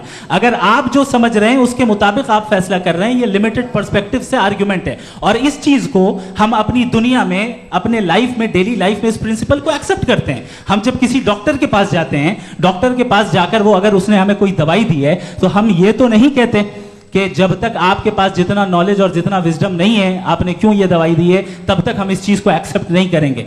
नहीं कहते, हम उसकी अथॉरिटी को तस्लीम करते हैं। क्यों? क्योंकि उसकी हम जानते हैं कि वो नॉलेजेबल है, वो विजडम वाला है, हमसे ज्यादा नॉलेज और हमसे ज्यादा विजडम है। बताएं सर। नहीं, डॉक्टर में और खुदा में बड़ा डिफरेंस है। डॉक्टर पढ़ा लिखा होता है एक, तो मैं उसकी बात सुनूंगा। दोनों ये नहीं, कुछ जवाब तो ये भी नहीं है सर। प्लीज, अगर सब ऑडियंस से बोलने लगेंगे तो फिर मतलब नहीं सिविलाइज्ड बहस का। मतलब आप ये कहें कि चूंकि आप डॉक्टर पे बिलीव करते हैं इसलिए खुदा पे बिलीव कीजिए, क्या ये मिसाल आपको समझाने के आर्गुमेंट है, इस पे आपको एतराज नहीं है। तो सिंपल बात ये है कि मैं अगर ये यकीन कर लूँ कि एक ओमनीपोटेंट, उसकी मसलहत है, ये जो बच्चे मर रहे हैं ये मसलहत है उसकी, मुझे नहीं चाहिए इसकी मसलहत। उसकी मसलहत नहीं, यही तो समझना है, मतलब एक्सपीरियंस। अच्छा, इस आपने अभी मेरी बात पूरी सुनी नहीं। मैंने कहा आपका पूरा आर्ग्यूमेंट 2 फॉल्स असम्पशंस पर है। एक फॉल्स असम्पशन मैंने बता दिया, दूसरा फॉल्स असम्पशन ये है कि इस दुनिया में इविल के होने का कोई गुड रीजन नहीं है, जबकि हमारे पास बाज रीजंस मौजूद हैं, हमारे पास बाज वजूहात मौजूद हैं। अगर इस दुनिया में इविल ना हो तो आप गुड को डिफाइन कैसे करेंगे? अगर जुल्म ना हो आप इंसाफ को समझेंगे कैसे? अगर तारीकी ना हो तो आप लाइट को समझेंगे कैसे?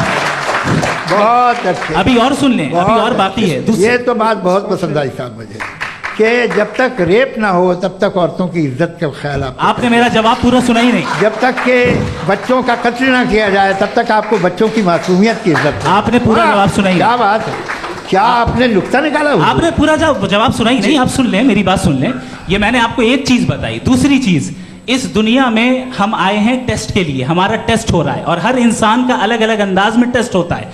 और इस दुनिया में अगर इविल मौजूद है तो वो इविल जरिया है हमारे अंदर ह्यूमन नोबल क्वालिटीज को डेवलप करने का और अलग अलग फील्ड में प्रोग्रेस करने का। और अगर हमारे अंदर और इस दुनिया में इविल नहीं होता तो बताइए टेस्ट का मतलब क्या होता? अगर मैं अपने स्टूडेंट को एमसीक्यूज दूं और उसमें सिर्फ राइट आंसर लिख कर दे दूं और कहूं तुम्हारा टेस्ट हो गया, ये मीनिंगलेस है।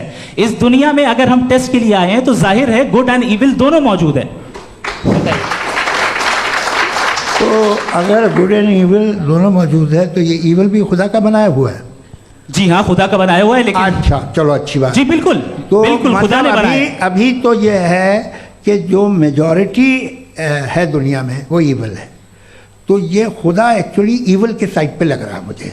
बिल्कुल भी मैं बता मेजॉरिटी में तो वो है। क्या बात कर रहे हैं भाई आप? कोई भी जो मुंसिफ होगा, चाहे आपका अपना घर हो जिसके आप सबसे बड़े हैं, चाहे आपकी ऑर्गेनाइजेशन हो जो आप चलाते हैं, वहां पर आप इविल रखेंगे साबित करने को कि बाकी लोग शरीफ हैं? मेरी बात सुनिए, क्या ये आर्ग्यूमेंट ही गलत है? अगर कि जब तक के कोई इविल नहीं होगा तब तक के शरीफ आदमी शरीफ नहीं लगेगा। अगर एग्जामिनर गलत ऑप्शन दे रहा है तो एग्जामिनर इविल नहीं हो गया, जो गलत ऑप्शन को सेलेक्ट कर रहा है वो फेल होगा। क्रिएटर ने इविल को बनाया है लेकिन वो इविल नहीं है। अच्छा सुनिए मेरी बात, लेट मी कंप्लीट सर। जी जी। क्रिएटर ने इविल को बनाया है टेस्ट के लिए, वो इविल नहीं है। इविल वो होगा जो उसे इख्तियार करेगा। छुरी को बनाने वाला गलत नहीं होता है, छुरी का गलत इस्तेमाल करने वाला गलत होता है। रेप को कैसे गलत इस्तेमाल करते हैं? रेप इंसान के फ्री विल का नतीजा है। ये रेप कैसे गलत इस्तेमाल होता है? ये मुझे अब सुन लें, गलत इस्तेमाल होता है। हाँ मैं बता रहा हूँ ना, कैसे गलत मैं बता रहा हूँ कि जो इविल इस दुनिया में मौजूद है उसके कई सारे तरीके हैं। एक तरीका इंसान का अपना फ्री विल है। अब अगर कोई रेपिस्ट रेप कर रहा है तो इसका गॉड का कसूर नहीं है, वो अपने फ्री विल का गलत इस्तेमाल कर रहा है, उसको सजा मिलनी चाहिए। अच्छा। और उसी के लिए जहन्नम बनाई गई है। ये फ्री विल का भी बड़ा चक्कर। आप जब कोई बुरा काम करते हैं या कोई बुराई होती है तो ये कहा जाता है कि ये फ्री विल है।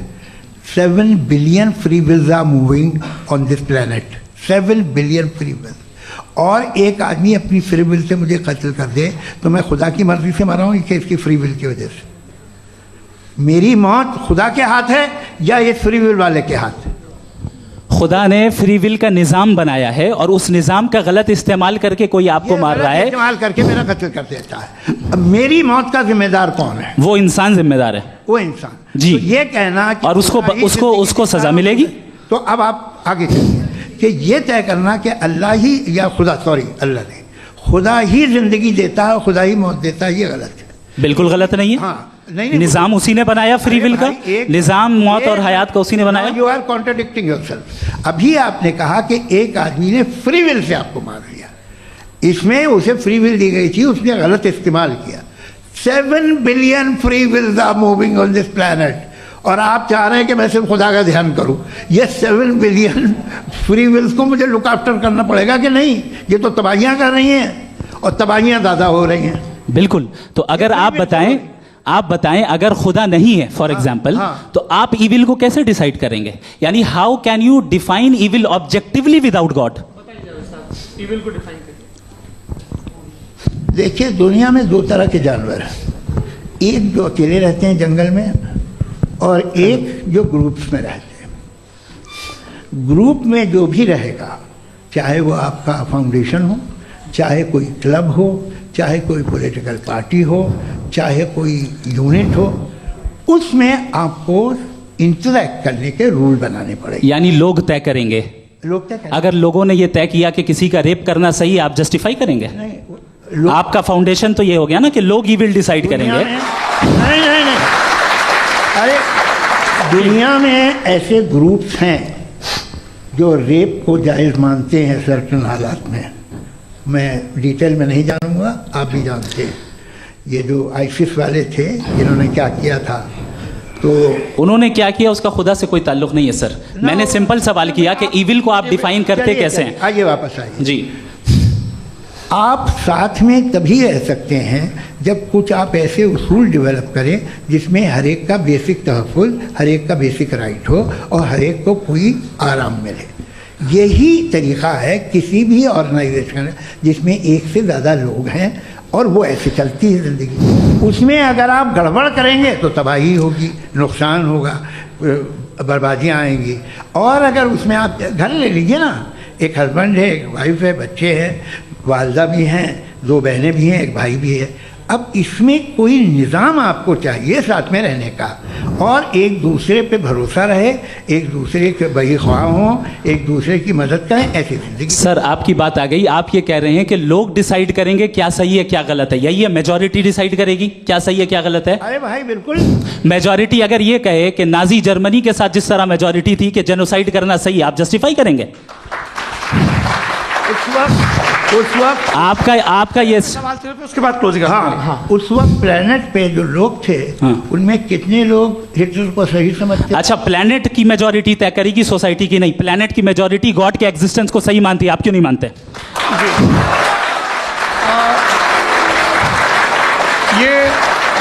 हेलो ये क्रॉस क्वेश्चन का राउंड यहाँ पर समाप्त होता है।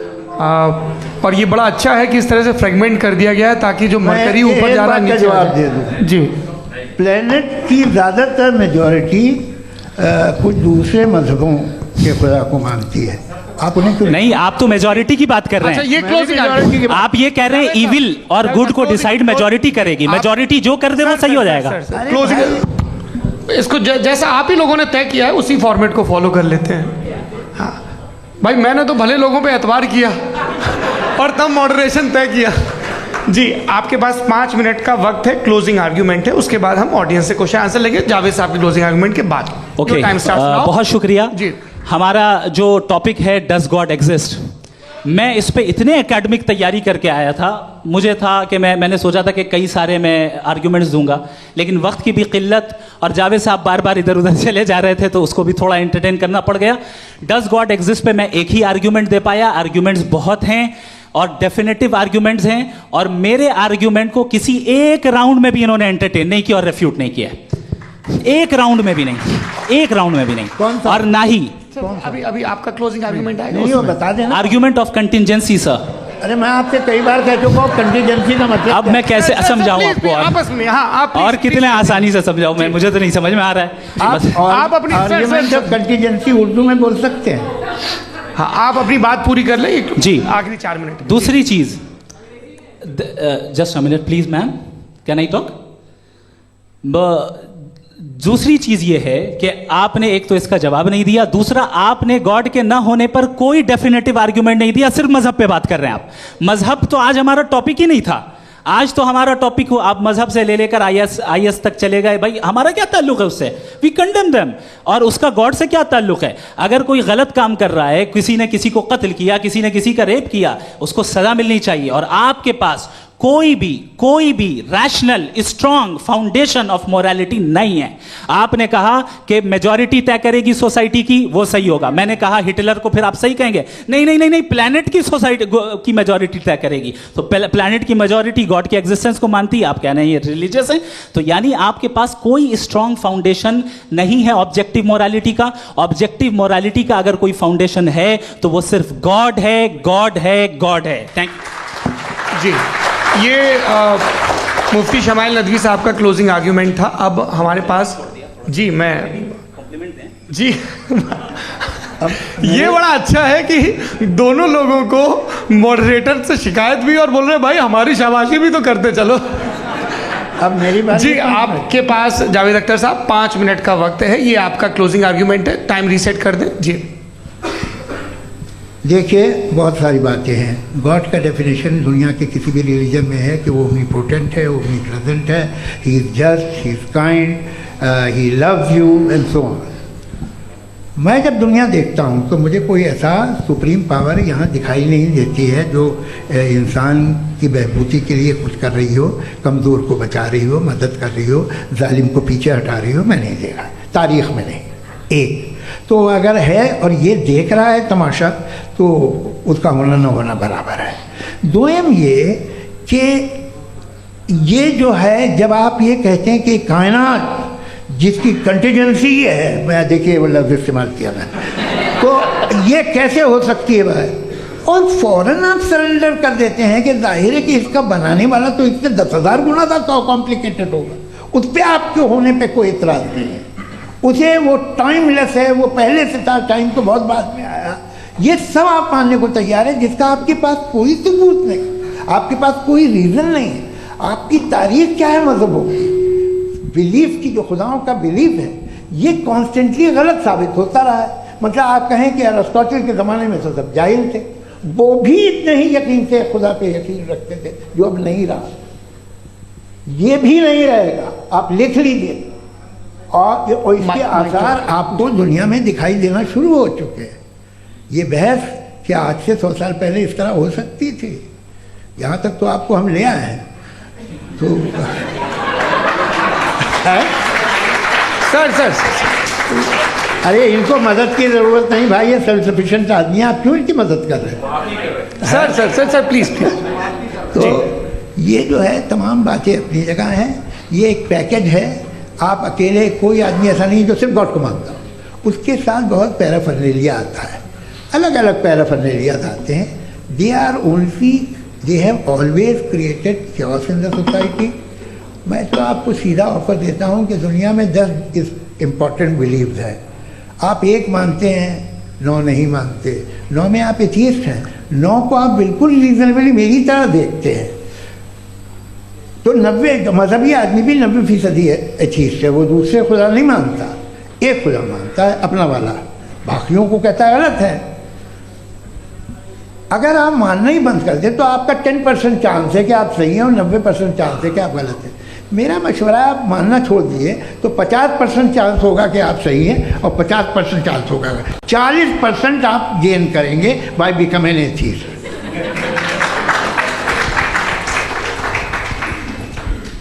ये एक फरसूदा ख्याल है, ये ख़त्म हो रहा है, हो सकता है मेरी ज़िंदगी में ना हो, लेकिन ये हो जाएगा। जो बातें ये इनको आप मेटाफिज़िकल ये वो ऐसे रिस्पेक्टेबल टर्म दे दिए, ये तो उन लोग के हैं जिन्हें ना फिज़िक्स मालूम थी ना मेटा मालूम था, ये उन्होंने आपको दिए हैं। जी बहुत शुक्रिया आप दोनों लोगों का। और अब इस बातचीत का आखिरी राउंड शुरू होगा, डज गॉड एग्जिस्ट की ये बहस मुफ्ती शमाइल नदवी और जावेद अख्तर साहब के बीच।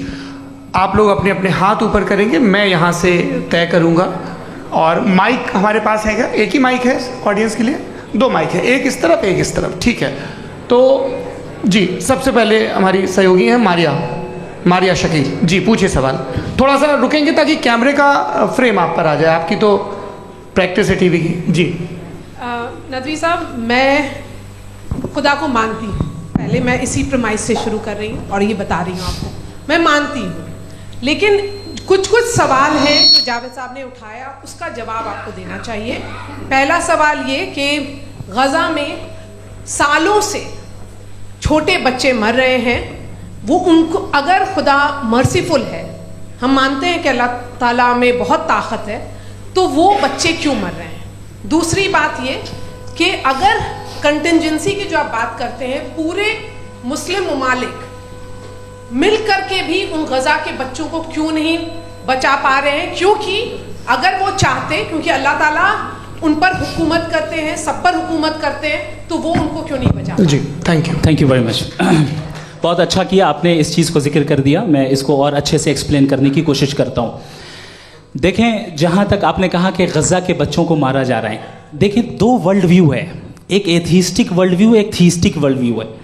बच्चे मर रहे हैं दोनों वर्ल्ड व्यू में, लेकिन हमारा वर्ल्ड व्यू कह रहा है कि रिकॉम्पेंस है, ये कह रहे हैं कि उनका मरना बेकार जाने वाला है, कोई उसका रिकॉम्पेंस नहीं है, चूंकि इनके यहाँ आखिरत और अल्लाह का कोई तसव्वुर या गॉड का कोई तसव्वुर नहीं है।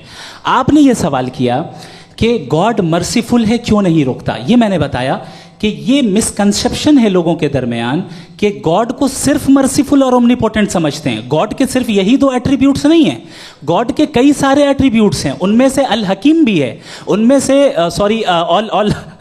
ऑल वाइज भी है, ऑल नोइंग भी है। लिहाजा अगर इस दुनिया में किसी को तकलीफ आ रही है और गॉड उसको नहीं रोक रहा है, वो इसलिए नहीं रोक रहा है चूंकि इंसानों को फ्री विल दिया गया है। ठीक इसी तरीके से अगर एक डॉक्टर किसी छोटे बच्चे को इंजेक्शन लगा रहा है, उसे तकलीफ पहुंच रही है, उसके लिमिटेड पर्सपेक्टिव के एतबार से ये गलत हो रहा है और डॉक्टर बुरा है, लेकिन जब आप ब्रॉडर पिक्चर को देखेंगी, आपके और हमारे पास सिर्फ एक पिक्सल है, हमें इतना नजर आ रहा है कि गजा में कत्ल हो रहा है, लेकिन इसके पीछे कितना रिकॉम्पेंस उनको मिलने वाला है, पूरा पिक्चर गॉड के पास है। तो एक पिक्सल से आप पूरे पिक्चर को कभी भी जज नहीं कर सकती। आप इसमें कुछ जोड़ना चाहेंगे? आपको कुछ बोलना है इसमें? भैया आपने बहुत अच्छा जस्टिफिकेशन दिया। या आप वो जो वहाँ के प्राइम मिनिस्टर इजराइल के उन्हें भेजिए, वो बहुत खुश होंगे। आप जस्टिफिकेशन दे देना कि अगर गॉड नहीं है तो बच्चे क्यों मर रहे हैं, आप बताएं। वो ये सवाल पूछ रहे हैं कि अगर आप ईश्वर का अस्तित्व नहीं मानते हैं तो उन बच्चों की मौत को आप कैसे इंटरप्रेट करते हैं? भाई ये दुनिया जो है, जो ताकतवर लोग होते हैं वो एक नाइंसाफ़ी करते हैं। तो ये अच्छा काम है आपके नज़दीक, तो नेचर नाइंसाफ़ी पे मबनी है। अरे मेरे भाई, आप नेचर की कहाँ बात कर रहे हैं, तो इंसान की बात। तो फिर जब मैं इंसान की बात कर रहा था, आप नेचर की बात करने लग गए। क्रॉस एग्जामिनेशन नहीं। हाँ, अब आप मुझे बोलने नहीं देंगे तो अलग बात है, आप बोलिए, मैं मुझे कोई जी नहीं, ये क्रॉस एग्जामिनेशन। क्रॉस एग्जामिनेशन बोल तो लेने दीजिए। जी बोलिए। क्या बात ये है कि ह्यूमन सोसाइटी तभी साथ में रह सकती है जब वो मोहब्बत से, एकता से, एक दूसरे के एहतराम करके रहे। इसके अलावा पॉसिबल नहीं है, अकेले तो इंसान रह नहीं सकता। वहाँ पर कुछ लोग हैं जो फाउल करते हैं। वो फाउल हमेशा से तारीख में होता आया है। आज ये हो रहा है, जो हो रहा है बहुत बुरा हो रहा है, बहुत जालिमाना है, बहुत जाबराना है। उसको आप कहें कि ये बच्चों को कॉम्पनसेशन मिल जाएगा या इसकी इंजेक्शन है, इंजेक्शन तो हेल्थ के लिए दिया जाता है। आप ये कह रहे हैं कि ये बच्चों की जो धज्जियाँ उड़ रही हैं ये इंजेक्शन है, ये टेस्ट है, ये टेस्ट है, और उस टेस्ट में उनको ऐसा रिकॉम्पेंस मिलेगा जो आपके तस्वुर के बाहर है। ये आप 3 बरस के बच्चे को बारूद से उड़ा के टेस्ट ले रहे हैं। वाह, वो नहीं ले रहा है, खुदा नहीं उड़ा रहा है, इजराइल उड़ा रहा है। जी, ये तो उसको कंडेम अगला सवाल लेते हैं प्रोफेसर पुरुषोत्तम अग्रवाल। मुफ्ती साहब, एक निवेदन आपसे है कि कम से कम थोड़ा सा माइक क्लोज, एक रिलीजियस और फिलोसफिकल कर मैम प्लीज। एक रिलीजियस और फिलोसफिकल ट्रेडिशन है जो ब्रह्मांड को यानी यूनिवर्स को ही अंतिम मानती है। सर्वम खलु इदम ब्रह्मम, this is Chandogya Upanishad, and it completely rules out the existence और नेसेसिटी, आपके शब्दों में necessity of a creator. The creation itself is the creator. तो एक मिनट प्लीज।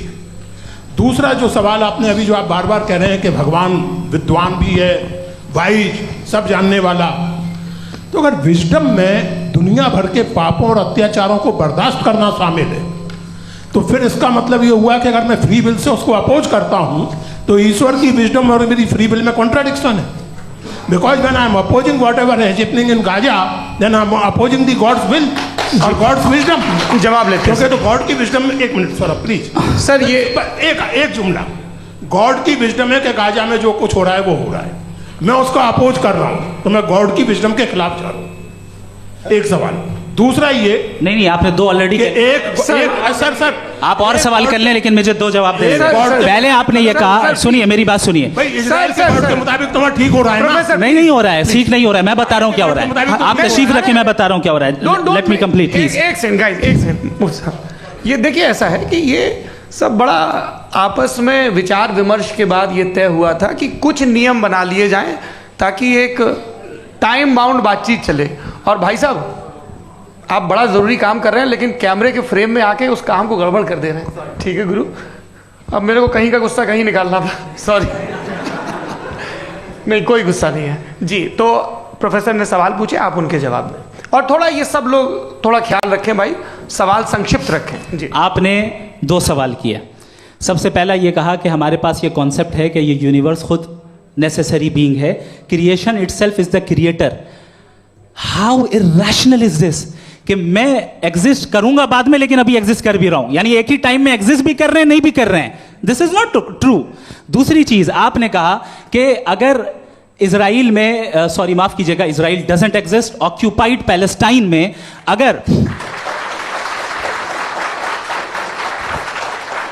अगर ऑक्यूपाइड पैलेस्टाइन में बच्चों को मारा जा रहा है फ्री विल की वजह से और गॉड नहीं रोक रहा, ये कॉन्ट्राडिक्शन है। ये बताइए कि एक एग्जाम में एक बच्चा गलत आंसर लिख रहा है, सुनिए, एग्जामिनर चाहे तो रोक सकता है, क्यों नहीं रोक रहा है?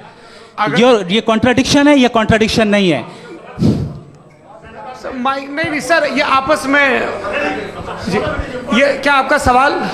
माइक दीजिए। फ्री विल दिया गया है टेस्ट के लिए, अकाउंटेबिलिटी के लिए। अगर फ्री विल नहीं होता तो आप कहते हैं हमें रोबोट बना दिया गया। नॉट मिसरिप्रेजेंट माय पोजीशन, आपकी जो भी पोजीशन, मैं अपनी फ्री विल के नाते, अपने ह्यूमन विजडम के नाते गाजा में हो रही अत्याचार का विरोध करता हूं। बिल्कुल करना चाहिए। के हिसाब से मैं गॉड की विजडम का विरोध कर रहा हूं? बिल्कुल नहीं। वहां जो हो रहा है गॉड, बिल्कुल भी नहीं, बिल्कुल भी नहीं।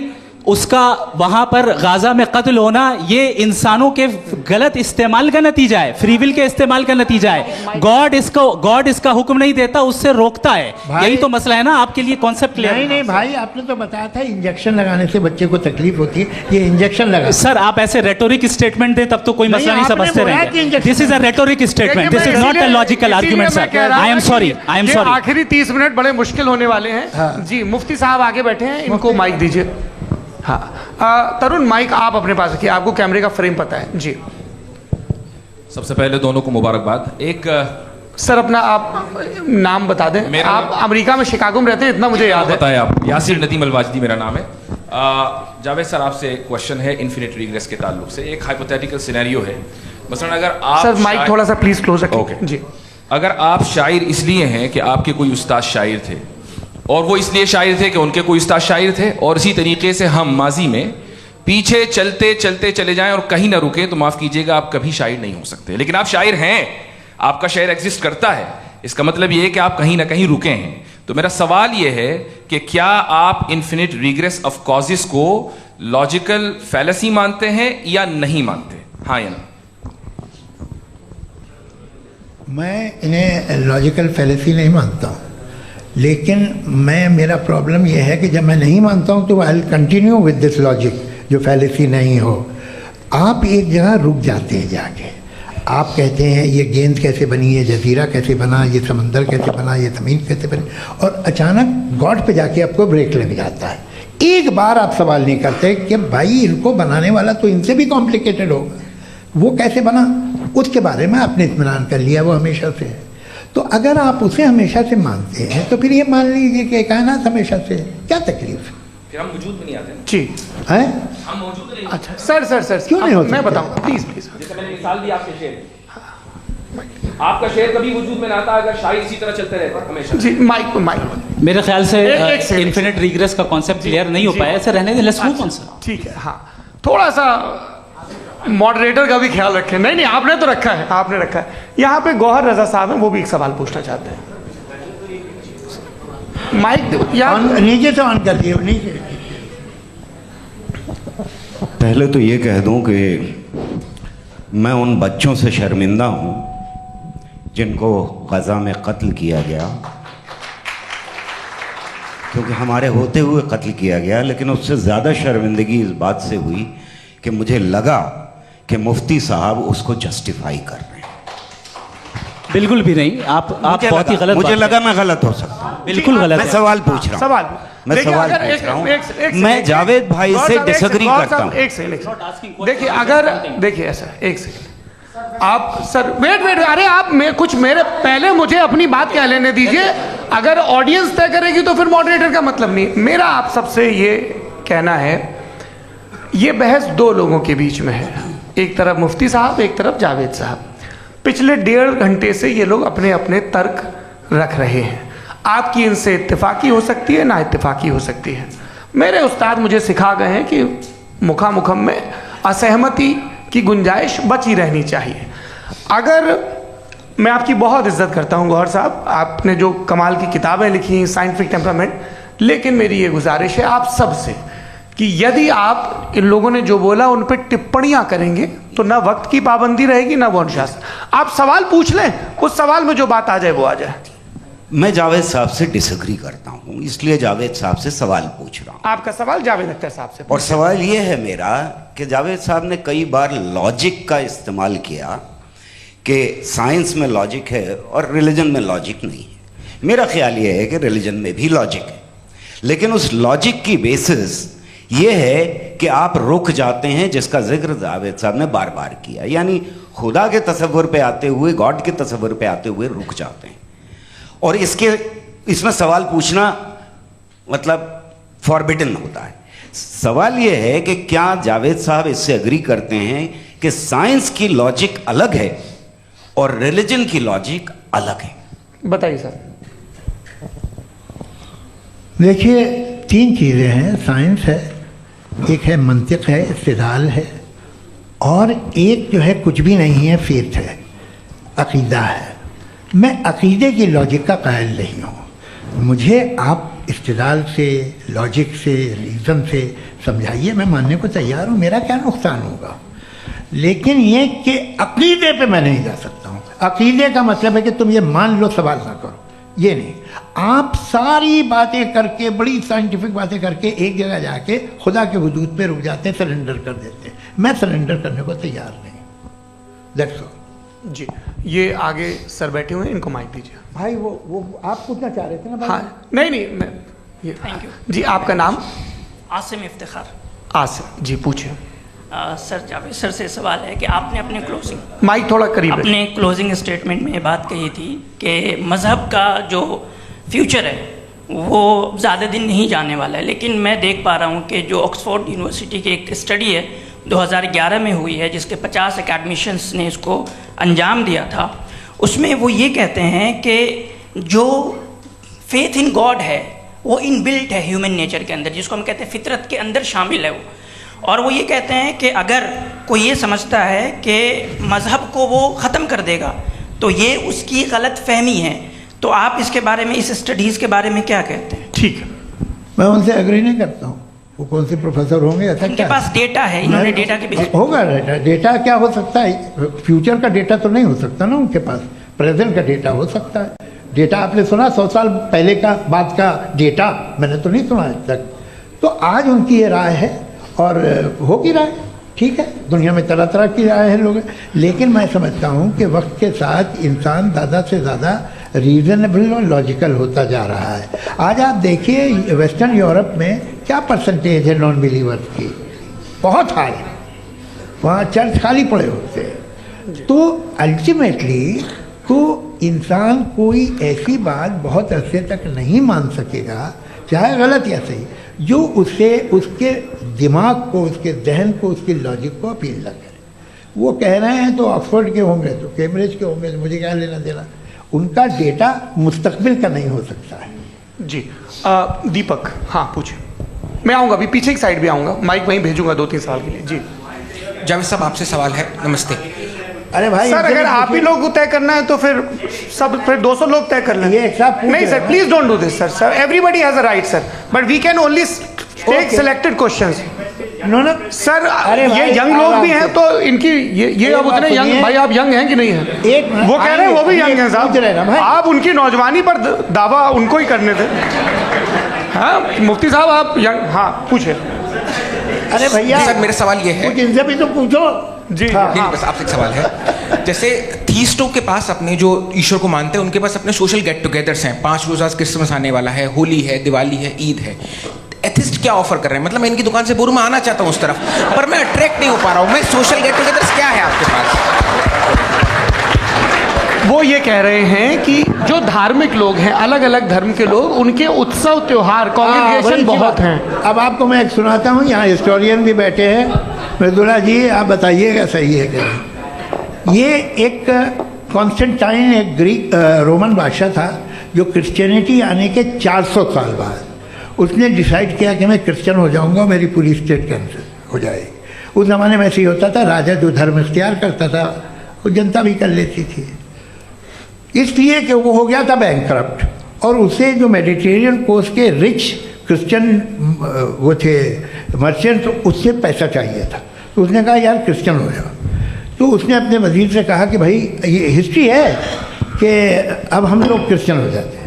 पहले सर हो जाएंगे, कोई प्रॉब्लम नहीं है, लेकिन एक प्रॉब्लम ये है कि 17 दिसंबर से 25 दिसंबर तक जो पेगन फेस्टिवल होता, जो पेगन जो फेस्टिवल होता है वो बंद हो जाएगा, इसलिए कि हम क्रिश्चियन हो गए तो होगा नहीं।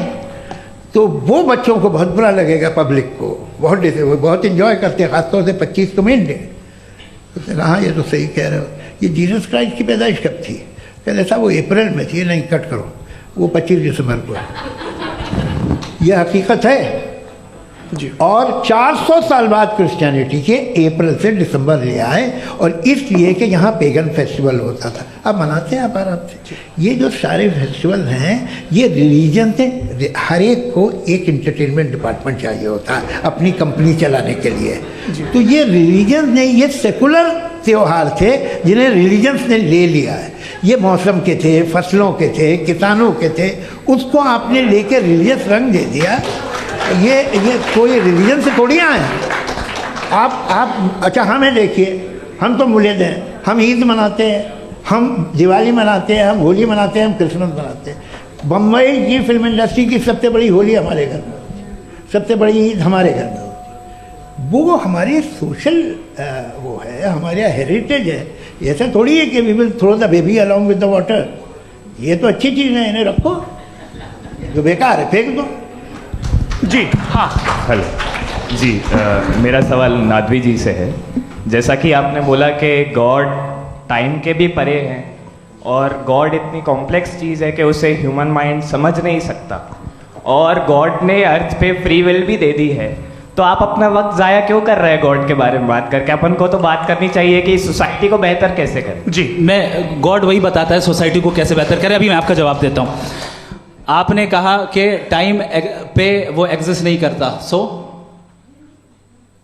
नहीं, मेरा सवाल ये है कि जैसा आपने बोला कि गॉड बहुत ही कॉम्प्लेक्स चीज है। मैंने कहा ही नहीं कि कॉम्प्लेक्स है, तो आपके अल्फाज हैं।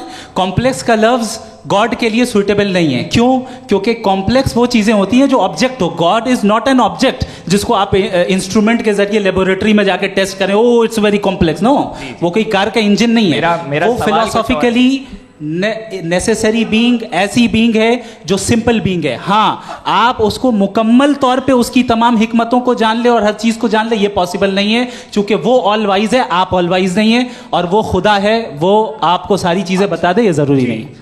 मेरा सवाल ये नहीं था, मेरा सवाल ये था कि जब गॉड इतना परे है इस दुनिया से कि उसने अर्थ पे फ्री विल भी दी है, हम सब ह्यूमंस की फ्री विल है, और जो सोसाइटी में हो रहा है वो अपन लोग डिसाइड करेंगे, तो अपन लोग डिसाइड नहीं करेंगे ना, अपन लोग डिसाइड नहीं करेंगे।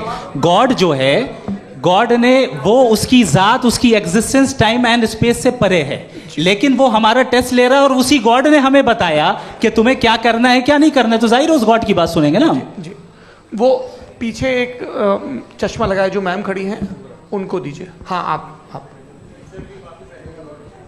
जी जी बिल्कुल आएंगे। देखिए मैं कोशिश कर रहा हूँ सब तरफ जाने की। हाँ, उनको दीजिए माइक। जी, हेलो सर, मैं ओमनी प्रेजेंट नहीं हूँ, टाइम पाबंद हूँ, और जहाँ तक कोशिश कर सकता हूँ करूँगा। जी, अपना नाम बताइए। मेरा नाम उर्सुला है, मैं दिल्ली यूनिवर्सिटी की एक स्टूडेंट हूँ और मैं स्टूडेंट फेडरेशन ऑफ इंडिया से हूँ। मेरा सवाल मुफ्ती जी से है कि इस हॉल के इस कमरे में बैठ के हम लोग रेप की मोरालिटी के बारे में फिलोसफिकली बात तो कर सकते हैं, बट असलियत ये है कि रोज़मर्रा की ज़िंदगी में औरतें रेप के थ्रू गुजरती हैं, और हम लोग सिर्फ नंबर्स पे इस तरह नहीं देख सकते, क्योंकि कितनी औरतें हैं इन कंट्रीज़ में जहाँ पे आप बता रहे हैं कि केसेस कम हैं, जिनका एक्सेस है कि वो जाके केस फाइल कर सकें। कितनी औरतें हैं जो जिनको काम करने की आज़ादी है उन कंट्रीज़ में। यूरोप में ये आज़ादी आ गई, यूरोप में ये रूल्स आ गए, तो हम आज उसके बारे में बात कर पा रहे हैं। जी, जवाब। आपने ये कहा कि कमरे में बंद होकर हम लोग इस पर फिलोसफिकली बात कर सकते हैं, लेकिन हकीकत में क्या हो रहा है, वो ग्राउंड लेवल पे क्या हो रहा है जो बहुत गलत हो रहा है, और वो सफ़र कर रही हैं। आई एग्री, बहुत गलत हो रहा है, और जो गलत हो रहा है उसको हमें रोकना है। और क्यों रोकना है, वो गलत क्यों है? हमारे पास इसका ऑब्जेक्टिव फाउंडेशन है, इनके पास उसका ऑब्जेक्टिव फाउंडेशन नहीं है। मैं ये कहना चाह रहा हूँ कि जहाँ पे भी जुल्म हो रहा है, जहाँ पे भी औरत पे जुल्म हो रहा है, या उसकी इज्जत लूटी जा रही है, या उसे तकलीफ पहुँचाई जा रही है, और सिर्फ औरत नहीं, किसी इंसान के ऊपर भी जुल्म हो रहा है, तो उसके खिलाफ खड़ा होना, ये मॉरलिटी हमारे पास गॉड के पास से आई है। वरना जावेद साहब तो कह रहे हैं कि जो है मेजॉरिटी डिसाइड करेगी, तो मेजॉरिटी तो कभी भी बदल सकती है। क्या आप ये थोड़ी सी आपको गलतफहमी है। मैं अगर मेरे जुमले से ये मदना निकला या मैंने कहा, तो ये जुमला मैं वापस लेता हूँ। ये मेरा मतलब ही नहीं था कि मेजॉरिटी डिसाइड करेंगे। मेजॉरिटी डिसाइड करे तो दुनिया में बड़ी, वैसे आपने कहा था ये जुमला। अच्छा, हो सकता है, मैं मान रहा हूँ, बाद में रिकैप कर लेंगे। अरे एक सेकंड, मैं अपनी एक्सप्लेनेशन दे रहा हूँ। मुनासिब बात यह है कि हम सब के सब दिल में जानते हैं कि क्या अच्छा है क्या बुरा है, हमें पता है अच्छी तरह से। जो लोग बुरे काम करते हैं उन्हें भी मालूम अच्छा क्या है। यही तो सवाल था हजरत कि फिर ये मोरालिटी आई कहाँ से? Cross examination. हाँ जी, हाँ। मोरालिटी साथ रहने की डिजायर से आई है। यानी साथ रहकर जो कुछ कह दे जो कुछ कर दे वो हो जाएगा? नहीं नहीं, तो आप कायदे से रह ही कर सकते हैं जब तक लोगों में मोरालिटी हो, वरना क्यास हो जाएगा। ये आपको कैसे पता? जी, हमने देखा ना जहाँ मोरालिटी का क्यास हो गया, हम देखते हैं। कहाँ पे देख भाई? दुनिया में। आप जो कह रहे हैं आप अभी कहीं पे अगर गलत हो रहा है इस बहस तो के उसको बाद आप में आप गलत देखिए। आप एपिस्टेमोलॉजी की बात कर रहे हैं, मैं ओंटोलॉजी की बात कर रहा हूँ। मैं इस बहस के बाद आप दोनों लोगों को चाय पे होस्ट करूंगा, वहां पे क्रॉस एग्जामिनेशन कर लीजिएगा। अभी ऑडियंस का हक मार रहे हैं आप लोग भाई, सर जस्ट लोग हैं आप लोग। और ये भाई ये हाँ, उधर आएंगे, जी सर आएंगे। अच्छा सर मेरा नाम लईकुर रहमान है और मैं अलीगढ़ मुस्लिम यूनिवर्सिटी का स्टूडेंट हूँ। और जहाँ तक मुझे पता है कि sir you are also product of Aligarh Muslim University. मैं भी उसी चमन का बुलबुल। हाँ सर, तो बहुत खुशी हुई मुझे जान करके कि मैं आपसे मिलूँगा। सवाल सर, मेरा सवाल यह है, सर सैयद अलैहिर्रहमा का नज़रिया ये था कि खुदा के वजूद को अक़ल के दायरे में रह कर के तलाश करना, न कि पूरी तौर से उसका इनकार कर देना। Sir how will you define it? नहीं तो ये तो आप इन्हें बताइए। ये सवाल आपसे कि खुदा का वजूद साबित कर रहे हैं।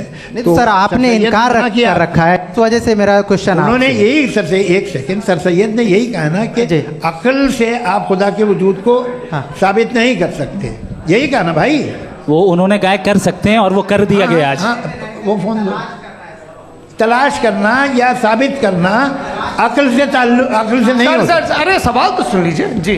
अक्ल से नहीं हो सकता है, यही कहा ना आपने। अक्ल से हो सकता है। अरे वो यही कह रहे हैं भाई, आप बता रहे हो सकता है, वो तो कुछ और। आप अगर सर देखो नौजवान फोन ले लो, वो इतनी कमाल की यूनिवर्सिटी है। अरे भाई दे दो ना जरा, एक मिनट अरे दे दो भाई, मेरी बात सुनो, माइक पे बोलो ताकि जो लाखों लोग देख रहे हैं। माइक दे दो ना। अरे देंगे ना माइक, तुम ठहरो तो। हाँ सर, मेरा सवाल ये था कि सर सैयद अलैहिर्रहमा का एक नज़रिया था अपना कि खुदा का जो वजूद है उसको अक़ल के दायरे में रह कर के तलाश करना है, न कि पूरे तौर से इनकार कर देना है। ये उनका कॉन्सेप्ट था। लेकिन मेरा सवाल ये है कि आप इसको कैसे डिफाइन करते हैं, एक्सप्लेन कैसे करेंगे? मैं आपसे जानना चाहता हूँ, चूँकि you are the product of Aligarh Muslim University. मुझे अक़ल के दायरे में रख के मैंने बहुत तलाश की, मुझे मिला नहीं। हाँ ये इधर वो चश्मा लगाए जो, हाँ उनको दे दीजिए।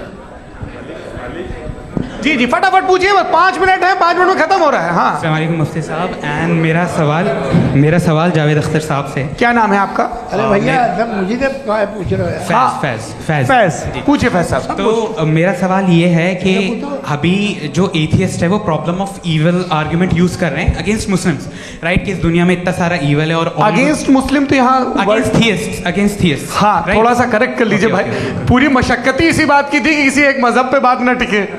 जी, तो बेसिकली ये आर्ग्यूमेंट ऐसा है कि इस दुनिया में इतना ज़्यादा ईवल एग्जिस्ट करता है और अगर एक ऑल गुड गॉड है तो वो रोकता क्यों नहीं है? लेकिन इस सवाल में एक हिडन अजम्पशन ये है कि इस दुनिया में ईवल एग्जिस्ट करता है। अब एथियस्ट ये कैसे ऑन्टोलॉजिकली प्रूव कर सकते हैं कि इस दुनिया में ईवल एग्जिस्ट करता है? मैं आपको बताता हूँ, थोड़ा सा समझा। नहीं सर हम लोग इनको सुनिए। नहीं please don't do that. I want to explain ontology. नहीं हम समझ गए सर, इनको अब जवाब देने दीजिए। अच्छा सवाल पूछ लो। मैं अभी तक क्या था वो मैं थोड़ा सा ऐड ऑन कर लेता हूँ। तुम गुरु, तो हम जब इसका राउंड 13 करेंगे ना तब तुमको स्टेज पे बिठाएंगे। जी तो हाँ जल्दी से। तो देखिए एथियज्म के हिसाब से सब कुछ रैंडमली बन गया है, सब कुछ एटम्स और मॉलिक्यूल्स है। एक पत्थर में और मुझ में सिर्फ इतना फर्क है कि हम लोग एटम्स और मॉलिक्यूल्स का अलग अलग रीअरेंजमेंट है। अब एक पत्थर को कोई इंसान तलवार से 2 टुकड़ों में काट दे या मुझे, according to atheism it is same. There is no evil and good according to atheism. जी अच्छा, फैज साहब का सवाल ये है कि हाँ कोशिश भी करते तो इससे गलत सवाल नहीं कर पाते। एक लाइफ फॉर्म है और लाइफ फॉर्म में फीलिंग्स हैं, मतलब लाइफ फॉर्म सुनता है, देखता है, टेस्ट कर सकता है, फील कर सकता है। तो उसकी जो ये जो क्वालिटी इस बबल में आ गई हैं वो जानवर में भी है, इंसान में भी है। तो जाहिर है कि उसे कोई तकलीफ पहुंचेगी, तो चूंकि उसके पास वो सेंसिटिविटी है तो मैं करेगा। पत्थर में वो सेंसिटिविटी नहीं है। तो ये क्या सवाल हुआ कि अगर पत्थर को काटा तो पत्थर को तकलीफ नहीं होती, तो आपको काटे तो आपको क्यों तकलीफ हो? बैठ जाइए। जी हाँ अगला सवाल। हाँ पूछे पूछे पूछे। जी जावेद अख्तर साहब। अरे भैया सब आप लोग मुफ्ती साहब को छोड़ रहे हैं तो मेरे ही पीछे पड़े हैं क्या? फिर चलो बोलो भाई। You asked how God can exist when children die in Gaza. हाँ? You asked how God can exist when children die in Gaza, and you also mentioned the rise of atheism in Europe. But the same events also are leading many atheists and non-believers to turn towards faith. How do you interpret this contradiction, where suffering pushes some away from God, yet brings others closer to belief? देखिए, आपको एक बात बताऊं, दुनिया perfect तो कहीं भी नहीं है, हर जगह कुछ खामियां हैं। बेटा एक मिनट, मैं आप ही को कहेंगे, देखो वो तो कुछ खामियां, कमज़ोरियां, खराबियां सब जगह है। लेकिन अगर देखोगे ईमानदारी से कि दुनिया सबसे ज़्यादा महज़ब कहाँ है, एक आम शहरी को कहाँ हुकूक हासिल हैं, वो बोल सकता है, अपनी मर्ज़ी से काम कर सकता है, अपनी मर्ज़ी से राय दे सकता है, हुकूमत के ख़िलाफ़ बोल सकता है, बरसरे इक़्तिदार लोगों के बारे में बोल सकता है, सरमायादारों के ख़िलाफ़ बोल सकता है। तो आपको ये स्कैंडिनेवियन कंट्रीज़ में मिलेगा, वेस्टर्न यूरोप में मिलेगा। मैं नहीं कह रहा वो परफेक्ट है, बिल्कुल नहीं, वहाँ बहुत ख़राबियाँ भी हैं, परफेक्ट तो कोई। लेकिन जिन जिन मुल्कों में, लैटिन अमेरिका देखो, गल्फ़ देखो, वहाँ पर आपको ये ज़रूर है कि रेप नहीं होते होंगे। रेप की ज़रूरत क्या है भाई? उसको तो ख़रीद लो, घर में रखो, सड़क पर रेप करने की क्या ज़रूरत है? मगर सुनिए सुनिए सुनिए, मगर हकीकत ये है कि वहाँ शख्सी आज़ादी राय देने की, बोलने की नहीं है। जी, ये एक आखिरी सवाल मुफ्ती साहब से। हाँ मैम, इनको माइक दीजिए। शुक्रिया। मेरा नाम मनीषा है, मैं हरियाणा से आई हूँ। मैं मुफ्ती साहब से एक बात पूछना चाहती हूँ। आप बार बार जावेद साहब को कॉन्ट्राडिक्ट तो कर रहे हैं कि आपने ये कहा, लेकिन आप भी अजम्पशंस के बेसिस पे बात कर रहे हैं। आपने खुदा के होने का कौन सा प्रूफ पेश किया है, खुदा की एग्जिस्टेंस का? अब इस सवाल को अलग रहने दीजिए, कौन एथीस्ट है कौन नहीं है। और दूसरी बात जो आपने एक छोटी सी कही थी कि ये फ्री विल का इस्तेमाल करता है इंसान अपनी, लेकिन इस फ्री विल का इस्तेमाल में मतलब खुदा ने ये दे दी सबको ये इजाज़त कि वो कितना घिनौनापन और कितने ज़्यादा ख़राब से ख़राब तरीके इस्तेमाल कर सकते हैं। जवाब सुनते जी। आप फ्री विल को मानती है ना, या अब कहती है कि फ्री विल नहीं है ना? मानती है ना? तो अब आपके पास इसका कोई एक्सप्लेनेशन नहीं है कि अगर एक इंसान उस फ्री विल का इस्तेमाल करके गलत काम कर रहा है और बच के अच्छी ज़िंदगी गुजार के निकल जा रहा है, उसका कोई रिकम्पेंस नहीं है। हमारे वर्ल्ड व्यू में जो इंसान गलत काम कर रहा है उसको भी रिकम्पेंस यानी उसका बुरा बदला मिलना है, और जो सही काम कर रहा है उसको सही बदला मिलना है। लिहाजा जो फ्री विल है वो इस तरीके से है कि एक लिमिटेड टाइम तक खुदा ने मोहलत दी है। ऐसा नहीं कि छूट दे दी, जो करना है करते रहो हमेशा। वक्त आएगा जब एग्जाम का टाइम खत्म होगा तब रिजल्ट आएगा, दौराने एग्जाम जबरदस्ती आपको नहीं बताया जाएगा। अरे भाई एक सेकंड, जी एक सवाल मुफ्ती साहब से मेरा। सर मैं मुफ्ती साहब से जी हाँ मैम एक रुक जाइए, आपसे फोन, आप इसके बाद आपसे यही रहेंगे वो। हाँ बोलिए। मैं मुफ्ती साहब एक ही सवाल करता हूँ कि अगर जो हो रहा है फ्री विल से हो रहा है और एक दिन बरोज़ क़यामत इंसाफ होगा मैशर में वगैरह वगैरह, तो दुआ क्यों मांगते हैं लोग? दुआ मांगते हैं इसके मतलब है अभी भी उसने ये डिपार्टमेंट रखा है कि मैं रोज़मर्रा की ज़िंदगी में बिल्कुल बिल्कुल ही कैन। तो तुम कैन हो, तुम मुझे नौकरी दिला देते हो, मेरे बेटे को ग्रीन कार्ड दिला देते हो, और 45,000 बच्चे मरते हो उन्हें रोकते नहीं हो। नहीं तो क्या आप ये कह रहे हैं कि इस दुनिया में जालिमों को कभी पकड़ ही नहीं होती है? अरे जो भी पकड़ होगी वो बच्चे रोते हैं। बिल्कुल, देखिए मैंने अपने ओपनिंग स्टेटमेंट में यही कहा था कि जनाब जावेद साहब सिर्फ इमोशनल आर्गुमेंट देंगे।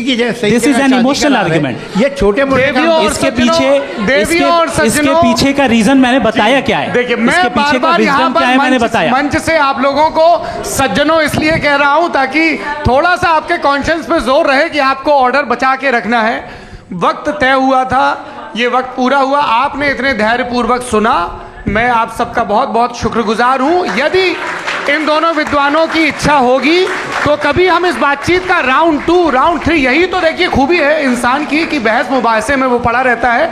आप लोगों ने बड़े धैर्य का परिचय दिया, बहुत बहुत शुक्रिया। इसी के साथ ये बातचीत आप लोग को मैं एक बात बता दूं, ये सारी बहस हो गई, अब मुफ्ती साहब और बड़े मुफ्ती साहब इन सब के साथ मैं खाना खाने वाला हूँ।